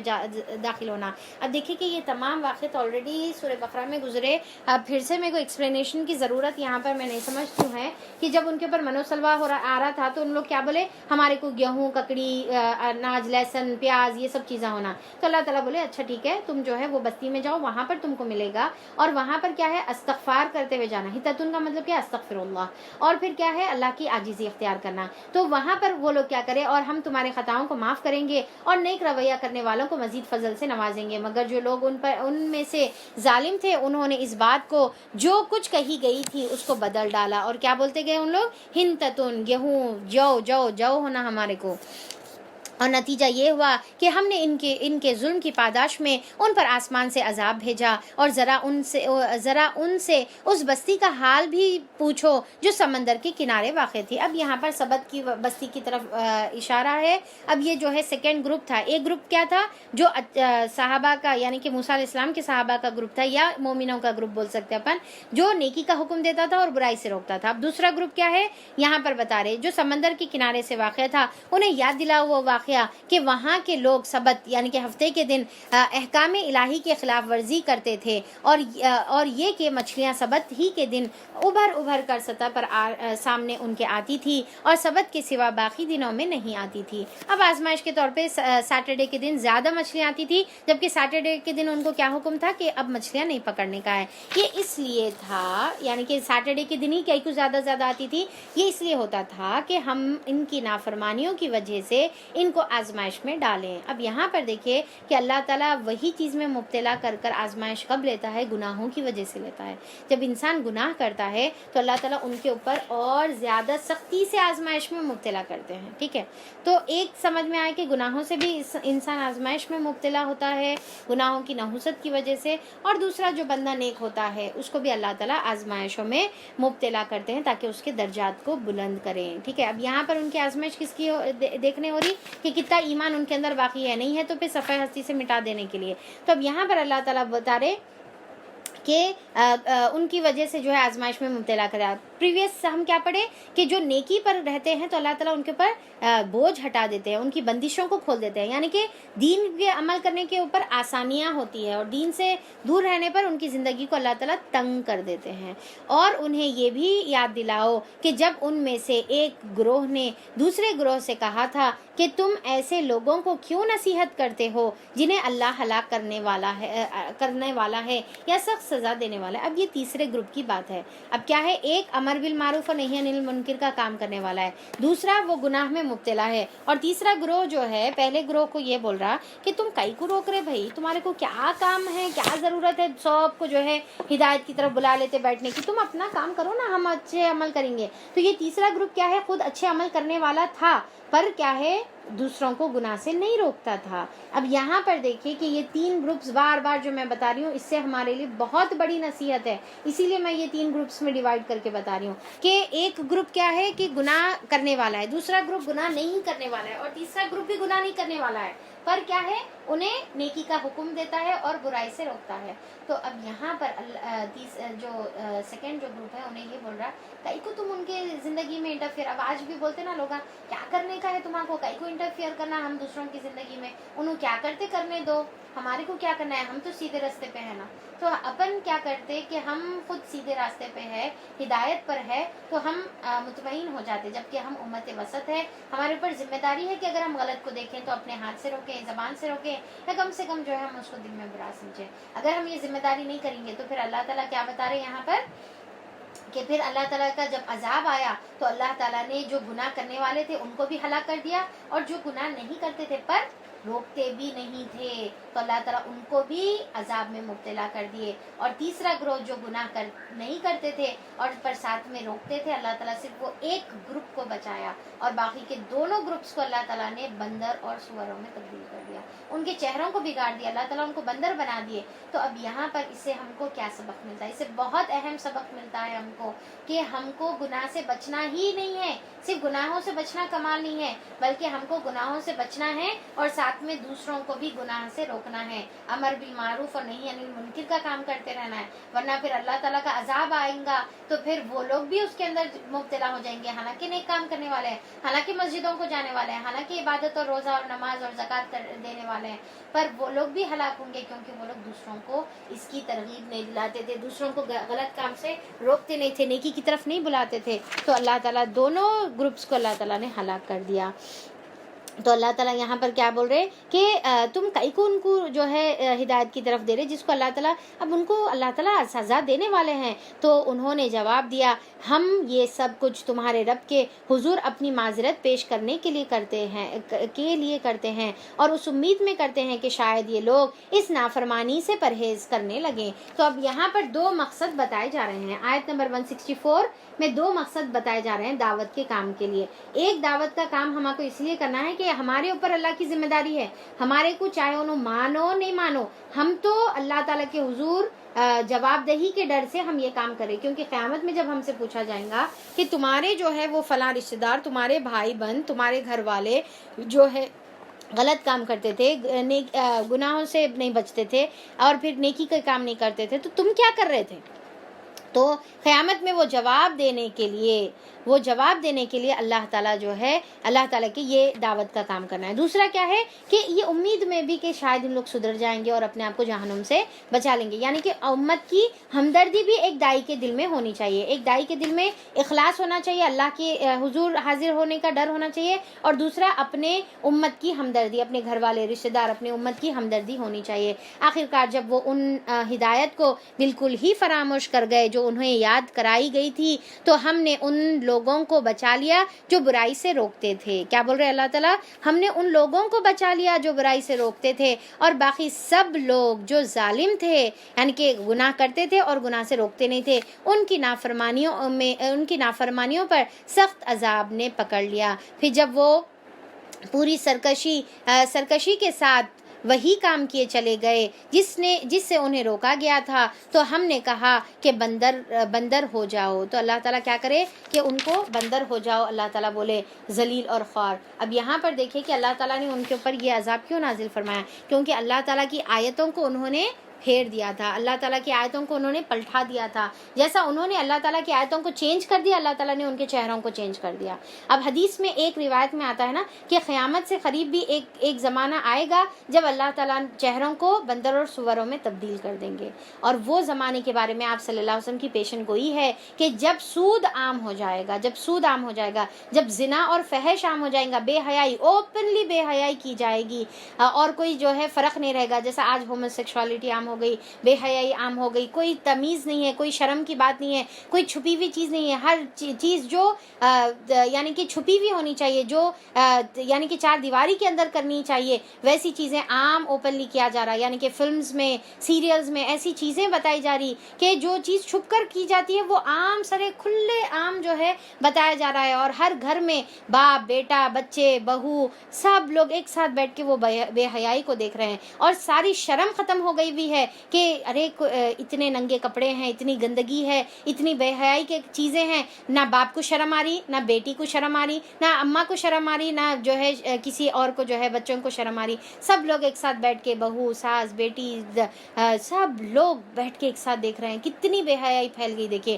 تو یہاں پر ایک کیا ہے کہ فحش عام ہو جائے گا، بے حیا عام ہو جائے گی، سود عام ہو جائے گا، اور میوزیکل انسٹرومنٹس، گانے بجانے والی عورتیں، گانے بجانے والے لوگ عام ہو جائیں گے۔ آج دیکھیے کہ ایک زمانے میں اتنا کامن نہیں تھا، آج یہ ریالٹی شوز گانوں کے یہ سارے کتنے عام ہو گئے ہوئے ہیں، پہلے اتنا زیادہ عام نہیں تھا جو آج عام ہو گئے ہوئے ہیں۔ تو ہر جگہ کانسرٹس ہو رہے، عام ہو جا رہے ایسی چیزیں، اور لوگ اس کو جو ہے بہت زیادہ جو ہے پسند کر رہے۔ تو یہ چیز اللہ تعالیٰ بولے کہ جب ایسا ہو جائے گا تو اللہ تعالیٰ اپنا عذاب نازل فرمائیں گے، اور رات میں لوگ سوئیں گے اور جب صبح اٹھیں گے تو دیکھیں گے کہ ان کے چہرے تبدیل کر دیے جائیں گے۔ تو اللہ ہماری اس سے حفاظت فرمائے، اللہ تعالیٰ یہ تمام اعمال سے بھی اللہ تعالیٰ ہماری حفاظت فرمائے۔ اور یاد کرو جب کہ تمہارے رب نے اعلان کر دیا تھا کہ وہ قیامت تک برابر ایسے لوگ بنی اسرائیل پر مسلط کرتا رہے گا جو ان کو بدترین عذاب دیں گے، یعنی کہ خود لوگوں میں سے اللہ تعالیٰ ایک گروپ بنائے گا جو ان کو عذاب دیتے رہیں گے، یعنی کہ ایسے سرکش بادشاہ، ایسے یعنی کہ جو اسٹرانگ جو لوگ رہتے، پاور اللہ تعالیٰ ایسے ہاتھوں میں دیں گا جس کی وجہ سے جو ہے اللہ تعالیٰ مزہ چکاتے رہیں گا۔ تو آج بھی دیکھیے کہ پاور ایسے لوگوں کے ہاتھوں میں ہے جو تمام مسلمانوں کو جو ہے اپنے بدعمالیوں کا مزہ جو ہے چکاتے جا رہے۔ یقیناً تمہارا رب سزا دینے میں بھی زبردست ہے، اور یقیناً درگزر اور رحم کرنے میں رحم سے بھی کام لینے والا ہے، یعنی کہ صرف سزا دینے والا نہیں ہے بلکہ رحم سے بھی۔ پر ہمارے اوپر ہے نا کہ ہم رحم مانگیں، ہمارے اوپر ہے نا کہ اللہ تعالیٰ کے الغفور، اغفر یا غفور اغفر لی، اللہ تعالیٰ تو معاف کرنے والا ہے، ہم کو معاف کر دے، یا ارحم الراحمین ارحم یا ارحم الراحمین، اللہ تعالیٰ ہمارے پر رحم فرما دے۔ یہ ہم اغفر بولتے نا، ارحم بولتے، ہم مانگ رہے نہیں، تو اللہ تعالیٰ کیا زبردستی لوگوں کو معاف کریں گا اور رحمت کریں گا؟ ہم کو مانگنا پڑے گا۔ اب آگے بھی ہم لوگ پڑھیں گے کہ اللہ کے ناموں سے مانگنا ہے۔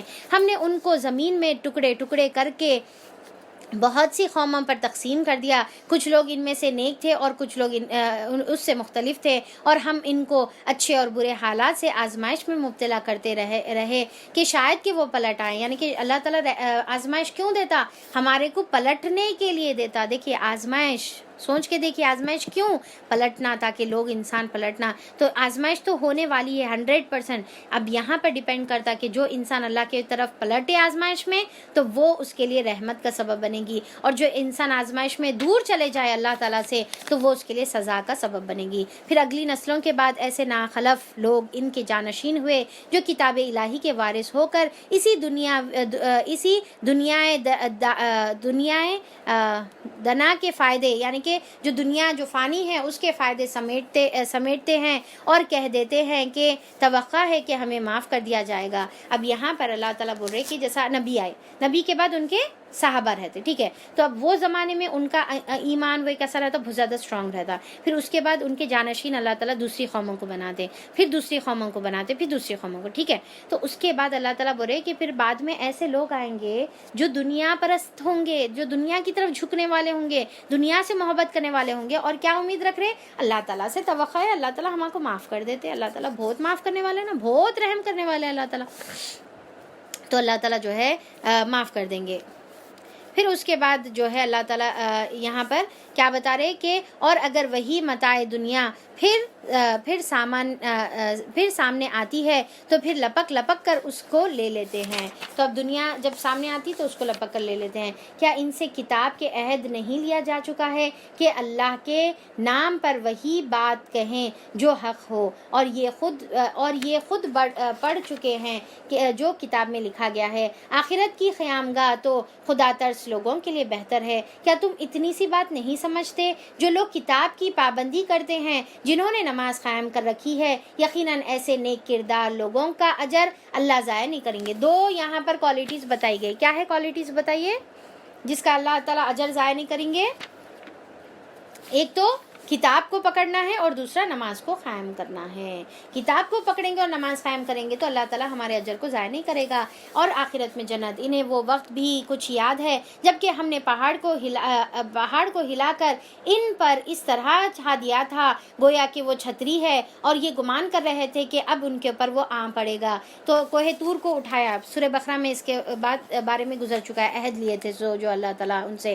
تو اللہ تعالیٰ یہاں پر بتا رہے کہ ان کے اوپر گرے جیسا ان کو محسوس ہو رہا تھا. اس وقت ہم نے ان سے کہا تھا کہ جو کتاب ہم نے تمہیں دی ہے اسے مضبوطی کے ساتھ تھام لو اور جو کچھ اس میں لکھا ہے اسے یاد رکھو. توقع ہے کہ تم غلط روی سے بچو گے. یعنی کہ اللہ تعالیٰ یہاں پر ان کے اوپر کوہ طور اٹھا کر وہ عہد لیے. تو اب یہ عہد ان کے اوپر کیا بول رہے؟ کتاب کو پکڑو بول کے عہد لے رہے اور اس کے اوپر عمل کرو تو تم جو ہے غلط روی سے بچیں گے. یعنی کہ اس سے کیا سمجھ میں آتا ہے کہ اگر ہم قرآن کو مضبوطی سے پکڑیں گے اور اس کے اوپر عمل کریں گے تو پھر ہم جو ہے غلط راستے پر نہیں جائیں گے اور ہم جو ہے اللہ کی عذاب سے بچ جائیں گے. اور اے نبی کریم صلی اللہ علیہ وسلم لوگوں کو یاد دلاؤ وہ وقت بھی. اب یہاں سے ہمارا 4th پارٹ سٹارٹ ہو رہا ہے, آخری حصہ, اور آیت نمبر 172 سے شروع ہو کر آخری آیت تک اینڈ ہوں گا.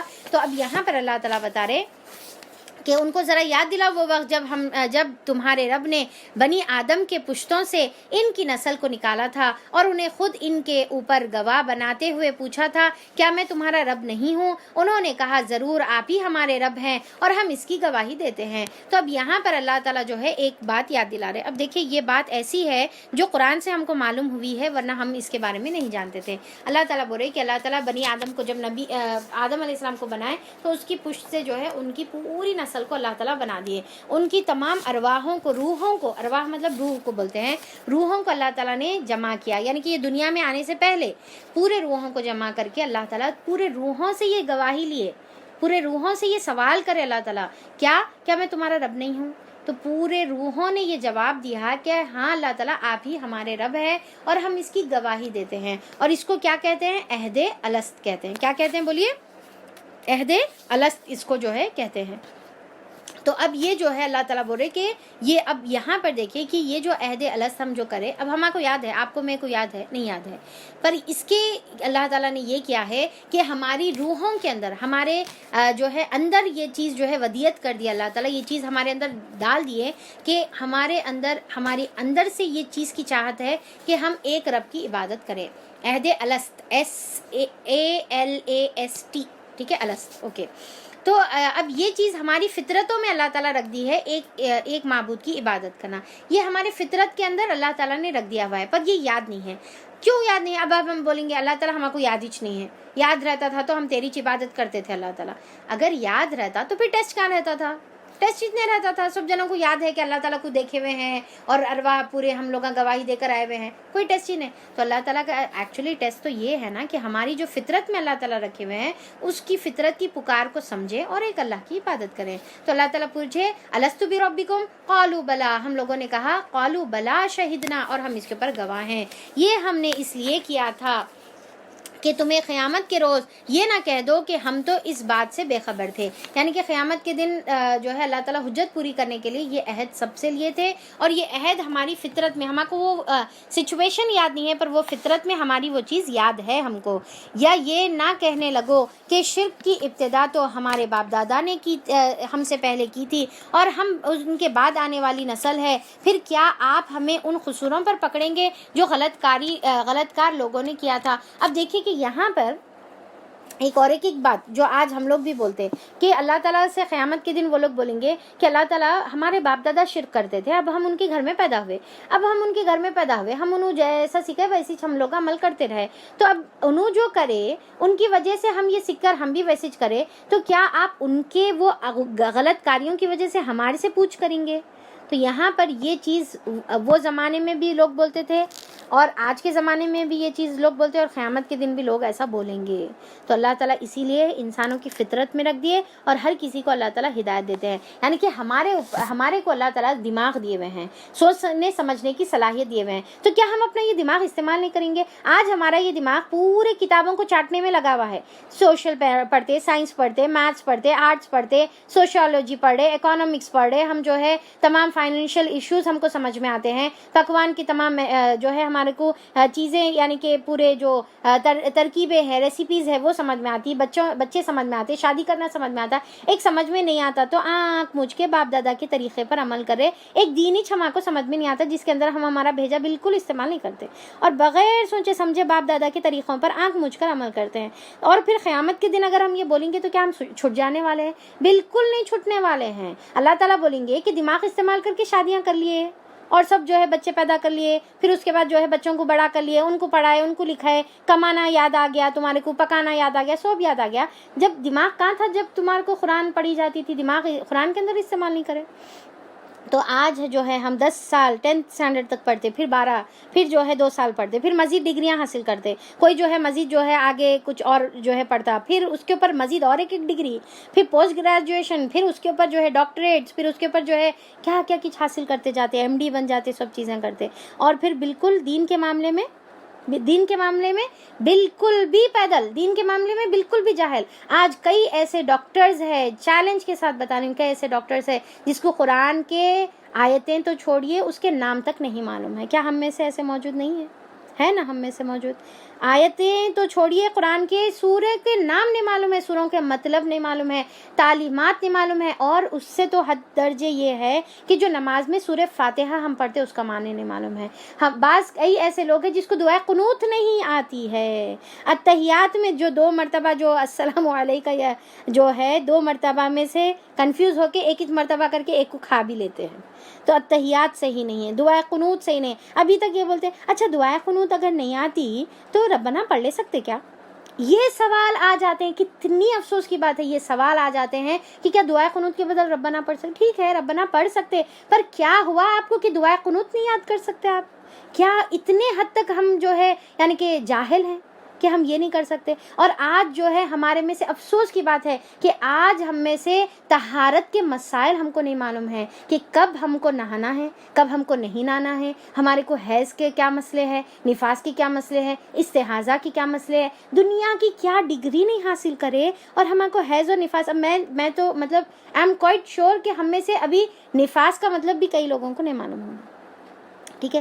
تو بہرحال خیر میں یہ نہیں بول رہی ہوں کہ عربک ٹرمینالوجیز آپ کو آنی چاہیے، مطلب اس کی چیزیں معلوم ہونا نا، ہم کو ہماری پاکی کی چیزیں تو معلوم ہونی چاہیے نا، کہ ہمارے کو کب کیا کرنا ہے، کب عبادت کرنا ہے اور کب نہیں کرنے کا ہے، اور کس میں کیا رولز ہے۔ تو ہمارے اب دیکھیے کہ اس کا مطلب یہ نہیں ہے کہ بھائی نہیں معلوم ہے تو بہت زیادہ ٹھیک ہے شرمندگی کی بات ہے، پر ابھی بھی وقت ہے نا، حاصل کریں، قرآن پڑھیں، قرآن کھولیں، آپ صلی اللہ علیہ وسلم کی تعلیمات کو دیکھیں، چھوٹے چھوٹے بیسک چیزیں، نماز تو کم سے کم سیکھ لیں، نماز کی جو ہے ترجمہ تو کم سے کم سیکھ لیں، نماز کے اذکار سیکھ لیں۔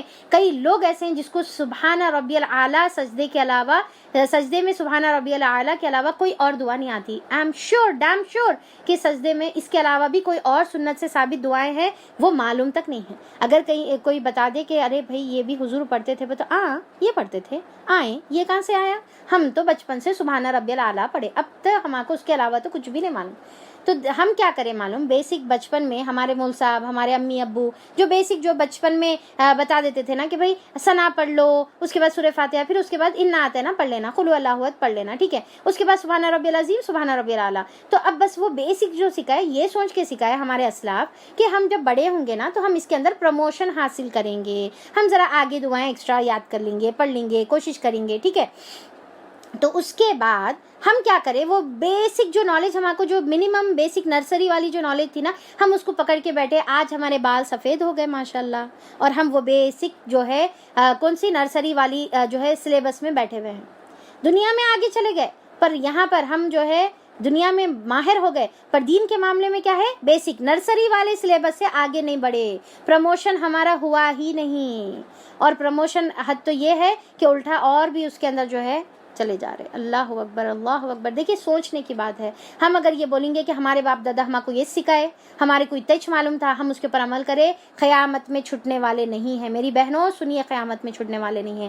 ہمارے کو اللہ تعالیٰ کان دیے، آنکھ دیے، دل اور دماغ دیے، سوچنے سمجھنے کی صلاحیت دیے، ہمارے اوپر اب لازم اور ضروری ہے کہ ہم اس کو استعمال کریں۔ یہ ہمارا پورشن ہے، یہ اللہ تعالیٰ ہمارے کو دیے ہوئے ہیں، اس کو استعمال کر ہمارے کو آخرت کی فلاح پانا ہے۔ ہم بیٹھے ہاتھ پیر باندھ کر بیٹھے ہوئے رہیں گے اور آنکھ موچ کر فالو کرتے رہیں گے اور غلط کاریوں پر مبتلا رہیں گے تو قیامت میں بچنے والے نہیں ہیں، بچنے والے ہم نہیں ہیں۔ ہمارے کو آنکھ کھولنا ہے، آج وقت ہے، آنکھ کھول لیجئے، ارادہ کر لیجئے، آج ہی ارادہ کر لیجئے، ابھی ارادہ کر لیجئے کہ ہم نمازوں کو ترجمے سے پڑھیں گے، نمازوں کے ایکسٹرا سنت کے جو اذکار ہیں ہم وہ سیکھیں گے، ترجمے سے سیکھیں گے، قرآن کو پڑھیں گے، قرآن کو سیکھیں گے، قرآن کو سمجھیں گے۔ رمضان کے بعد جو 11 مہینے ہیں ہم اپنے آپ کو ڈیڈیکیٹ کریں گے قرآن کے لیے، سیرتوں کو پڑھیں گے، آپ صلی اللہ علیہ وسلم کی حدیث کو پڑھیں گے، ہمارے چھوٹے چھوٹے جو مسئلے ہیں، مسائل ہیں، ہم اس کو معلوم کریں گے، ہم اس قابل بنیں گے کہ ہم کم سے کم بیسک چیزوں پر عمل کر سکیں انشاءاللہ۔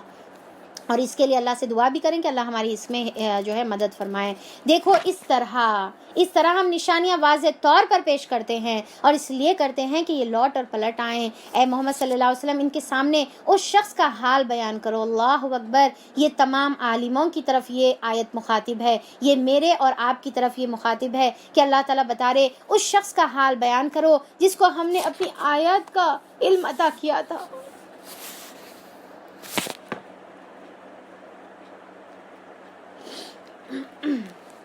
جس کو ہم نے اپنی آیت کا علم عطا کیا تھا، مگر ان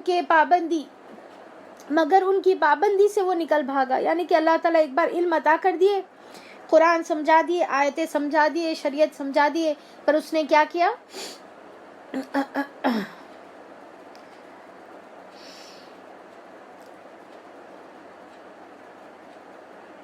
مگر وہ ان کی پابندی سے نکل بھاگا۔ آخرکار شیطان نے اس کے پیچھے پڑ گیا، یہاں تک کہ وہ بھٹکنے والوں میں شامل ہو کے رہا۔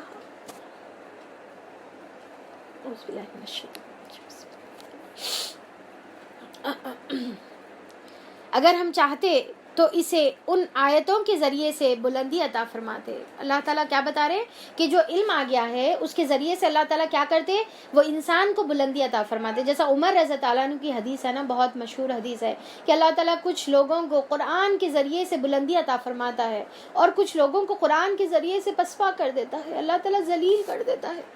جو قرآن کو آگے رکھتے ہیں، جو قرآن کے اوپر عمل کرتے ہیں، جو اس کے علم کے اوپر علم حاصل کرتے ہیں اور اس کے اوپر عمل کرتے ہیں، تو اس کو اللہ تعالیٰ بلندی عطا کرتے ہیں، اور جو اللہ تعالیٰ جو اس کی آیتوں کو پیچھے کر دیتے ہیں تو اللہ تعالیٰ اس کو ذلیل کر دیتے ہیں۔ اور کیا ہے، اللہ تعالیٰ یہاں پر ایک XYZ عالم کی بات یہاں پر کر رہے ہیں اللہ تعالیٰ، مگر وہ تو زمین ہی کی طرف جھک کر رہ گیا۔ یعنی کہ اللہ تعالیٰ نے اس کو علم عطا کیا تھا۔ دیکھیے ہم میں سے کئی ایسے لوگ ہیں جو قرآن کا علم جانتے ہیں، پر اس کے بعد کیا ہوتے ہیں کہ اس کے بعد ہم زمین کی طرف جھک جاتے ہیں، ہم پیسوں کی طرف جھک جاتے ہیں، ہم دنیا کی مصروفیت کی طرف جھک جاتے ہیں، ہم دنیا کی ذمہ داریوں کی طرف جھک جاتے ہیں، اور وہ اپنے خواہش نفس ہی کے پیچھے پڑا رہا۔ یعنی کہ دو چیزیں، ایک تو زمین کی طرف کا مطلب کیا ہے، دنیا پرستی، دنیا کے اندر مصروف ہو جانا، اور دنیا کی طرف ایسا مصروف ہو جانا کہ دین کو بھلا دینا، دین کی ذمہ داریوں کو بھلا دینا، اپنی آخرت کو بھول جانا، اور خواہش نفس کی وہ پیچھے پڑ گیا، لہٰذا اس کی حالت اس کتے کی طرح ہے، لہٰذا اس کی حالت اس کتے کی سی ہو گئی ہے، جسے تم کتے کی ہو گئی ہے کہ تم اس پر حملہ کرو تب بھی وہ زبان لٹکائے گا، اور اسے اگر تم چھوڑ دو تب بھی وہ زبان لٹکائے گا۔ یعنی کہ اللہ تعالیٰ یہاں پر اس کی مثال کتے کی مثال کی طرح کہے ہیں، کون؟ جو دنیا کی طرف جھک جاتا ہے۔ دیکھیے ہم کو علم آنے کے بعد دنیا سے اوپر ہونا ہے، دنیا سے بے نیاز ہونے کا ہے، دنیا پرستی میں ہم کو نہیں لگنے کا ہے، بس پوری دنیا ہماری۔ آج دیکھیے ہمارا کیا حال ہے، آج ہمارا پورا جو 24 آورس کی جو ہماری زندگی ہے وہ پوری صرف اس میں ہے کہ کیا پکانا، کیا کھانا، کہاں سے کمانا، کہاں خرچ کرنا، کیا پہننا، کس طریقے سے اولاد کو جو ہے اچھی تعلیم دینا۔ ٹھیک ہے، یہ ساری چیزیں کریے، اس میں کوئی ممانعت نہیں ہے، کریے، پر ہر چیز کی ایک آپ لمیٹیشنز رکھنا ہے۔ یعنی کہ اگر آپ دین کی ذمہ داری کرتے ہوئے، دین کا پیغام لوگوں تک پہنچاتے ہوئے اگر آپ پھر یہ کر رہے تو آپ کے لیے اجازت ہے، گنجائش ہے، اور آپ کریے، آپ بالکل کریے، اللہ تعالیٰ کی نعمتوں کا استعمال کریے، پر ایسا نہ ہو کہ ہم دنیا کی طرف اتنے جھک جائیں، زمین کی طرف اتنے جھک جائیں کہ ہم اپنی ذمہ داری کو بھول جائیں، اور اس جو ہے کولو کے بیل کی طرح نہیں ہو جانے کا ہے جو وہیں گول گول بھیڑتے رہتا۔ دیکھیے کہ جاب کو جا رہے واپس آ رہے، پھر جاب کو جا رہے پھر واپس آ رہے، ہماری زندگی بھی کیا ہو رہی، کچن سے بیڈ روم، بیڈ روم سے کچن، کچن سے بیڈ روم، بیڈ روم سے کچن۔ ذمہ داری نبھانا ہے ہم کو، پر ساتھ میں اپنی دینی ذمہ داری کو نہیں بھولنا ہے. امت وسط کی ذمہ داری اور خیر امت کی ذمہ داری کو نہیں چھوڑنا ہے, نہیں بھولنے کا ہے. اور اسے چھوڑ دو تب اور اگر وہ کتے کو چھوڑ دو تب بھی وہ زبان لٹکاتا ہی رہے. یہی مثال ہے ان لوگوں کی جو ہماری آیت کو جھٹلاتے ہیں. تم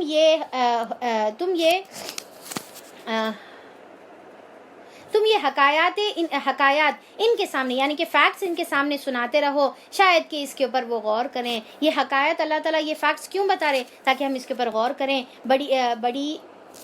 بڑی ہی بری مثال ہے ایسے لوگوں کی جنہوں نے ہماری آیت کو جھٹلایا اور آپ اپنے ہی اوپر ظلم کرتے رہے. جسے اللہ ہدایت بخشے وہی راہ راست پاتا ہے, اور جس کو اللہ تعالیٰ اپنی رہنمائی سے محروم کر دے, اللہ تعالیٰ رہنمائی سے محروم کر دے, وہی ناکام و نامراد ہو کر رہتا ہے. اور یہ حقیقت ہے بہت سے جن اور انسان ایسے ہیں جن کو ہم جہنم ہی کے لیے پیدا کیے ہیں, یعنی کہ وہ لوگ کے اندر کوئی خیر نہیں ہے, جہنم میں جانے والے ہیں. ان کے پاس دل ہیں مگر وہ ان سے سوچتے نہیں. اب اللہ تعالیٰ دیکھیں یہاں پر ابھی جو میں بتائی تھی نا, آنکھ کان اور جو دل ہے اللہ تعالیٰ کی طرف سے یہ ہمارے لیے استعمال کرنے کے انسٹرومنٹس ہے جس سے ہم کو ہدایت حاصل کرنا ہے. اللہ تعالیٰ بولے ان کے پاس دل ہیں مگر یہ ان سے سوچتے نہیں, ان کے پاس آنکھیں ہیں مگر وہ ان سے دیکھتے نہیں, اور ان کے پاس کان ہیں مگر وہ ان سے سنتے نہیں, اور وہ جانوروں کی طرح ہے بلکہ ان سے بھی زیادہ گئے گزرے ہیں, جانوروں سے بھی بدتر ہے. یہ وہ لوگ ہیں جو غفلت میں کھوئے ہوئے ہیں. اللہ تعالیٰ اللہ اکبر کیا بتا رہے, جو غفلت میں کھوئے ہوئے ہیں, دنیا کی نعمتوں میں ڈوبے ہوئے ہیں اور غفلتوں میں اللہ کی نعمتوں کا استعمال کر رہے ہیں. تو اللہ تعالیٰ بولے جانوروں کی طرح ہے. جانور کیا کرتے ہیں؟ اٹھتے ہیں, کھاتے ہیں, پیتے ہیں, شادی کرتے ہیں اور اس کے بعد سو جاتے ہیں, بس اتنا ہی ان کا کام ہوتا ہے. تو اللہ تعالیٰ بولے جو انسان جانوروں کی جیسی زندگی گزارے گا اور حق کو نہیں پہچانے گا اور حق کے اوپر عمل نہیں کرے گا تو پھر وہ بھی جانوروں سے اللہ کے نزدیک تو بدتر ہے. کیونکہ اللہ تعالیٰ جانور کو اس کے لیے پیدا کرے, پر انسان کو تو اس کے لیے نہیں پیدا کیا گیا تھا. پر وہ انسان اپنے آپ کو جانور اگر بنا لے تو اللہ تعالیٰ کے نزدیک وہ بدتر ہے. اور اللہ تعالیٰ اللہ اچھے ناموں کا مستحق ہے. وَلِلَّهِ الْأَسْمَاءُ الْحُسْنَى فَادْعُوهُ بِهَا, اللہ کے اچھے نام, اللہ تعالیٰ اچھے ناموں کا مستحق ہے, اس کو اچھے ناموں ہی سے پکارو. جیسا ابھی ہم دیکھیں نا, یا ارحم الراحمین, ارحم یا ارحم الراحمین. اللہ تعالیٰ تو رحمان ہے, ہمارے اوپر رحم فرما. اللہ تعالیٰ تو غفار ہے, ہماری مغفرت فرما. تو ہم نام لے کر اللہ تعالیٰ کی مغفرت مانگیں گے, نام لے کر اللہ تعالیٰ تو وہاب ہے, بہت دینے والا ہے. اللہ تعالیٰ تو ہم کو عطا فرما دے. تو یہ ایسا دعا ہم کو کرنے کا, یہ طریقہ ہم کو یہاں پر دعا کرنے کا بتایا جا رہا ہے. اور پھر اللہ کے کتنے نام ہیں؟ حدیث میں آتا ہے کہ اللہ تعالیٰ کے کل 99 نیمز ہے جو ہم کو معلوم ہے. ٹھیک ہے, صرف 99 نیمز نہیں ہے, اللہ کے بہت ہو سکتے نام, اللہ کو معلوم ہے, اللہ کے علم میں. ہمارے کو کتنے معلوم ہے قرآن اور حدیث سے؟ 99. اور آپ صلی اللہ علیہ وسلم نے فرمایا کہ اگر اللہ تعالیٰ کی یہ 99 نیم اگر کوئی جو ہے یاد کر لے, یعنی کہ یاد کرنے کا مطلب رٹ لینا نہیں ہے بلکہ اس کو سمجھے, اس کا معنی سمجھے اور اس کے ذریعے سے اپنی زندگی گزارے, اس کے اندر الحاد نہ کرے, تو ایسے شخص کے لیے جنت کی گارنٹی ہے, جنت کا وعدہ ہے. تو اب رمضان ہے, ہم اللہ تعالیٰ سے دعائیں کر رہے نا, تو اللہ تعالیٰ کی ایک ایک صفت ہم پڑھیں اور وہ صفت سے. اب دیکھیے 99 نیمز ہیں, روز پورے مت پڑھیے آپ, آج 5 پڑھیے, 5 پر معنی سے پڑھیے, معنی سے پڑھ کے پھر اب کیا پڑھے, اللہ تعالیٰ کا جو نام پڑھے اس کے ذریعے سے ہم دعا کریے. الرزاق, اللہ تعالیٰ تو میرے رزق میں کشادگی عطا فرما دے. تو یہ اس طریقے سے ہم جو ہے ایک 5 10 نامہ روز جو ہے پڑھیں گے اور اس کے ذریعے سے دعا کریں گے اپن. کیونکہ یہاں پر اللہ تعالیٰ حکم دے رہے کہ اس کے ذریعے سے تم دعا کرو, اس کے ذریعے سے تم اللہ تعالیٰ کو پکارو. کیونکہ اللہ نے اپنے لیے وہی نام پسند کیے ہیں, کوئی اور نام اللہ کو پسند نہیں آئے گا, اللہ کو وہی نام پسند ہے. اور پھر اللہ تعالیٰ فرماتے ہیں اور ان لوگوں کو چھوڑ دو جو اللہ کے نام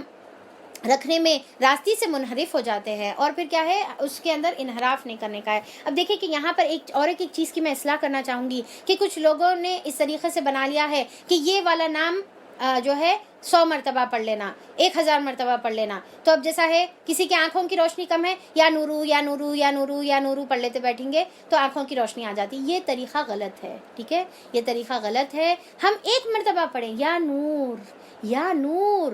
ٹھیک ہے. یا النور ہم پڑھ کے جو ہے اللہ تعالیٰ سے دعا کریں اور بولے اللہ تعالیٰ میرے آنکھوں کی روشنی عطا کر دے, مجھے زندگی گزارنے کے لیے صحیح روشنی عطا فرما دے تاکہ میں صحیح زندگی گزار سکوں. ٹھیک ہے, دنیا کے لیے روشنی کے علاوہ دین کی بھی روشنی اللہ سے مانگے. دیکھیں یہاں پر شادی نہیں ہوئی تو یہ اعتبار پڑھ لو, بچے نہیں ہو رہے وہ اعتبار پڑھ لو, اور پھر جو ہے ایسی بیماری ہے یہ اعتبار پڑھ لو. بعض وقت تو بی پی کے لیے, شوگر کے لیے, کینسر کے لیے, ہر ایک چیز کے لیے ایک ایک چیز جو ہے نکال لے کے بیٹھے ہوئے ہیں. جو اگر یہ چیز آپ صلی اللہ علیہ وسلم فرماتے نا کہ بھائی اس کے لیے شادی کے لیے یہ والے نام پڑھو اور نام اعتبار پڑھو تو تمہاری جو ہے شادی ہو جاتی. اگر آپ صلی اللہ علیہ وسلم بولتے 100% ہم اس کے اوپر عمل کرتے اور اس کو دوسروں تک پہنچاتے, پر آپ صلی اللہ علیہ وسلم نے کبھی ایسی بات نہیں کہی. آپ کے صحابہ نے کبھی اس کے اوپر ایسا عمل نہیں کیا. پھر ہم اس کے اوپر اپنی مرضی سے ایسی باتیں اللہ کی طرف منسوب نہیں کرنا ہے, حضور کی طرف منسوب نہیں کرنا. یہ پڑے نا پیچھے اب اپن کہ اللہ کی طرف ایسی باتیں منسوب مت کرو, ویسے لوگ ظالم ہیں. بولے اللہ تعالیٰ ہمیں کو ایسی باتیں منسوب نہیں کرنا ہے حضور یا اللہ کی طرف, یا اپنی مرضی سے دین میں نئے طریقے بھی نہیں نکالے نا. اچھا ٹھیک ہے, اللہ بھی نہیں بولے, رسول بھی نہیں بولے, ہمارے کو اچھا دکھ رہا بھائی ہم کر رہے. نہیں, تم کو اچھا دکھنے سے نہیں ہے نا, اللہ کو اچھا دکھنا نا وہ عمل, رسول کو اچھا دکھنا نا وہ عمل. تو اللہ اور اللہ کے رسول کا حکم ہونا ہے. تو بس نام پڑھ لینے سے نہیں بلکہ ایک مرتبہ پڑھو یا 10 بھی مرتبہ پڑھ لو, پر اس کے ذریعے سے پکارنا ہے ہم کو. صرف پڑھ لیتے. اب جیسا اگر میرا نام عائشہ ہے, اب سامنے والا برا عائشہ عائشہ عائشہ عائشہ عائشہ عائشہ, ارے کیا ہے بھائی بولو, پھر عائشہ عائشہ عائشہ, اچھا ٹھیک ہے سن لی میں, ہاں بولو کیا بولو کیا کروں, نہیں عائشہ عائشہ عائشہ. تو کیا کرتے آپ کے بچے ایسا کرے تو کیا کرتے بتائیے, امی امی امی بولے تو ایک لگا کے کھینچ کے دیتے. تو بہرحال خیر ایک جو ہے ایک صرف مثال ہے یہ. تو خیر ہم کو جو ہے ایسا نہیں کرنے کا ہے بلکہ اللہ کا نام لینا ہے اور اس کے آگے پھر دعا کرنے کا ہے. جو کچھ وہ کرتے رہتے ہیں اس کا بدلہ وہ پا کر رہیں گے. ہماری مخلوق میں ایک گروہ ایسا بھی ہے جو ٹھیک حق کے مطابق ہدایت اور حق ہی کے مطابق انصاف کرتا ہے. رہے وہ لوگ جنہوں نے ہماری آیت کو جھٹلایا تو انہیں ہم بتدریج یعنی کہ آہستہ آہستہ ایسے طریقے تباہی کی طرف لے جائیں گے کہ انہیں خبر تک نہ ہوگی, اور میں ان کو ڈھیل دے رہا ہوں. میری چال کا کوئی توڑ نہیں ہے. اور کیا ان لوگوں نے کبھی سوچا نہیں کہ ان کے رفیق پر جنوں کا کوئی اثر نہیں ہے, یعنی کہ آپ صلی اللہ علیہ وسلم پر, تو وہ تو ایک خبردار ہے جو برے انجام سامنے آنے سے پہلے صاف تنبیہ کرتا ہے. یعنی کہ آپ صلی اللہ علیہ وسلم جب دین کی دعوت دیتے تھے تو وہ لوگ کیا بولتے تھے کہ آپ صلی اللہ علیہ وسلم پر جن کا اثر ہے, کچھ تو بھی اثرات ہو گئے, تو اللہ تعالیٰ اس کی جو ہے گواہی دے رہے. کیا ان لوگوں نے آسمان اور زمین کے انتظام پر کبھی غور نہیں کیا کہ کسی چیز کو بھی جو خدا نے پیدا کی ہے آنکھیں کھول کر نہیں دیکھا, اور کیا یہ بھی انہوں نے نہیں سوچا کہ شاید ان کو مہلت زندگی پوری ہونے کا وقت قریب آ لگا ہے. پھر اے پیغمبر آخر پیغمبر صلی اللہ علیہ وسلم کی اس تنبیہ کے بعد اور کون سی بات ایسی ہو سکتی ہے جس پر یہ ایمان لائیں گے. یعنی کہ قرآن آنے کے بعد اور کیا چیز ہونا جو ایمان لانے کے لیے ان کے لیے ہونا ہے. جس کو اللہ رہنمائی سے محروم کر دے اس کے لیے پھر کوئی رہنمائی نہیں ہے, اور اللہ انہیں ان کی سرکشی میں بھٹکتا ہوا چھوڑ دیتا ہے. یہ لوگ تم سے پوچھتے ہیں کہ آخر وہ قیامت کی گھڑی کب آئے گی. دیکھیے کتنی حماقت ہے, قیامت کی گھڑی کب آئے گی. کہو اس کا علم میرے رب ہی کے پاس ہے, اسے اپنے وقت پر وہی ظاہر کرے گا. آسمان اور زمین میں وہ بڑا سخت وقت ہوگا, وہ تم پر اچانک آ جائے گا. اللہ اکبر, وہ ہم پر اچانک آ جائے گا اور بڑا سخت دن ہوگا. یہ لوگ اس کے متعلق تم سے اس طرح پوچھتے ہیں کہ گویا تم اس کی کھوج میں لگے ہوئے ہو. اس کا علم تو صرف اللہ ہی کے پاس ہے, اس کا علم تو صرف اللہ کو ہے, مگر اکثر لوگ حقیقت سے ناواقف ہے. اے محمد صلی اللہ علیہ وسلم ان سے کہہ دو, کیا ذرا سنیے غور سے, اللہ تعالیٰ کیا بولنے کا حکم دے رہے, غور سے سنیے. ان سے کہہ دو کیا میں اپنی ذات کے لیے کسی نفع اور نقصان کا اختیار نہیں رکھتا.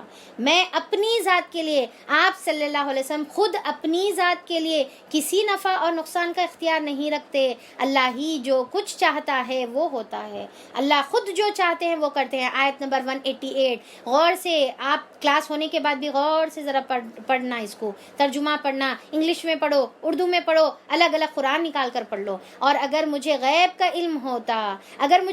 علم ہوتا تو بہت سے فائدے میں اپنے لیے حاصل کر لیتا. کون بول رہی ہے؟ اللہ تعالیٰ. کس کو بولو بول رہے؟ آپ صلی اللہ علیہ وسلم کو بولو بول رہے. اگر مجھے غیب کا علم ہوتا تو میں بہت سے فائدے اپنے لیے حاصل کر لیتا اور مجھے کبھی نقصان نہیں پہنچتا. آیت نمبر 188 اوکے. میں تو محض ایک خبردار کرنے والا ہوں، خوشخبری سنانے والا ہوں، اور ان لوگوں کے لیے جو میری بات مانے. یعنی کہ آپ صلی اللہ علیہ وسلم ہم کو بشارت اور جو ہے خوشخبری سنانے والے تھے. وہ اللہ ہی ہے جس نے تمہیں ایک جان سے پیدا کیا اور اسی کے جن سے اس کا جوڑا بنایا تاکہ اس کے پاس سکون حاصل کرو.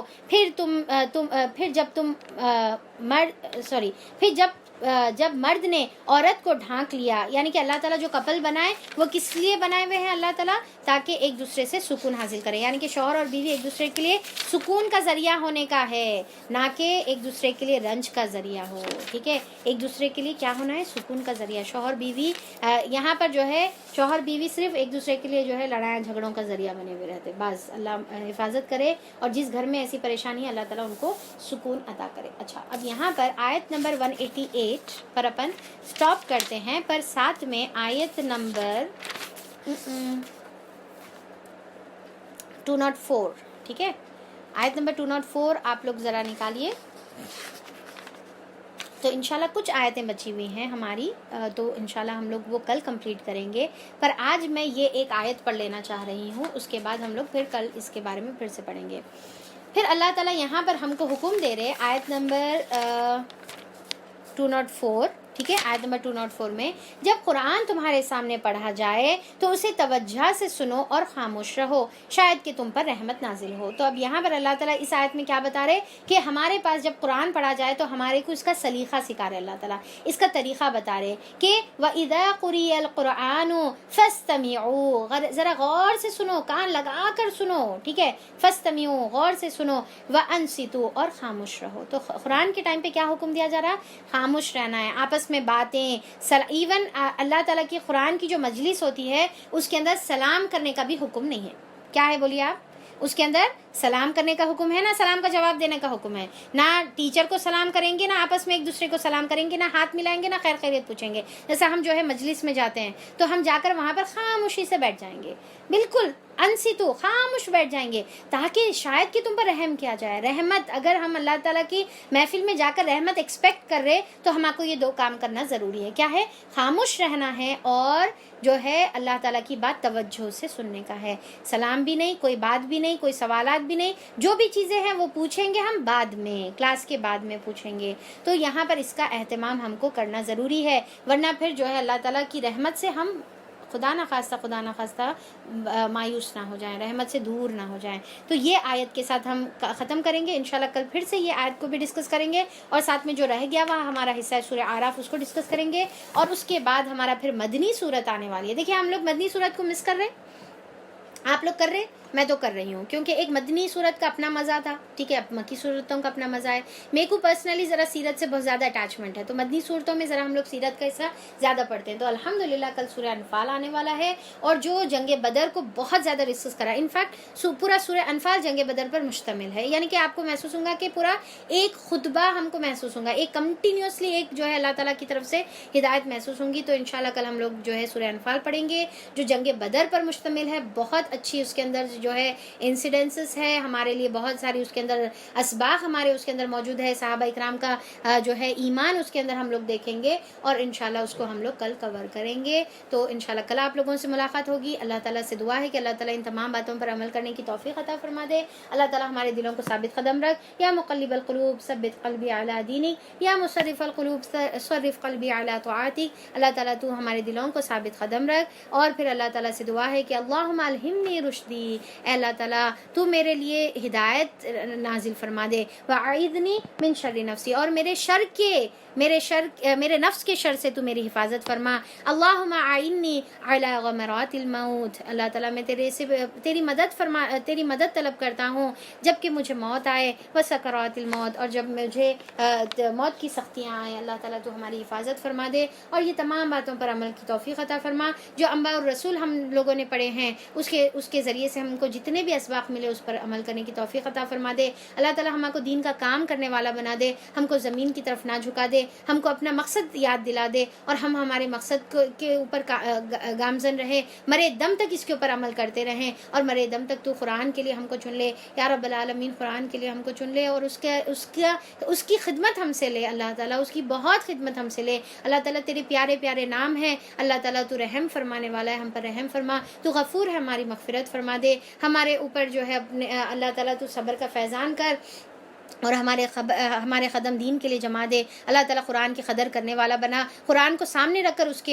کے اوپر عمل کر اور اس کے ذریعے سے بلندی حاصل کرنے والا بنا دے اللہ تعالیٰ. تو جس طریقے سے پہلے کی قوموں کو برباد کر دیا ان کے اعمال کی وجہ سے اللہ تعالیٰ, تو ہم کو وہ بربادی سے پہلے ہدایت عطا فرما دے, اور ہماری آزمائشوں میں ہم کو ثابت قدم رکھ اور سیدھے راستے پر قائم رکھ اللہ تعالیٰ. جو پریشان حال ہے, بیمار ہے, جو بھی جیسے حال میں ہے, سب نے دعا کرنے کی جو ریکویسٹ کی ہے اللہ تعالیٰ, یہ ہمارے جتنے بھی آج ہم موجود ہے اللہ تعالیٰ سب کی آسانیاں فرما, سب کو جو ہے اللہ تعالیٰ صحت عطا فرما دے, اور سب کو اللہ تعالیٰ ہدایت دے دے, سب کی پریشانیوں کو دور کر دے, اور اللہ تعالیٰ تمام وبا سے ہماری حفاظت فرما دے.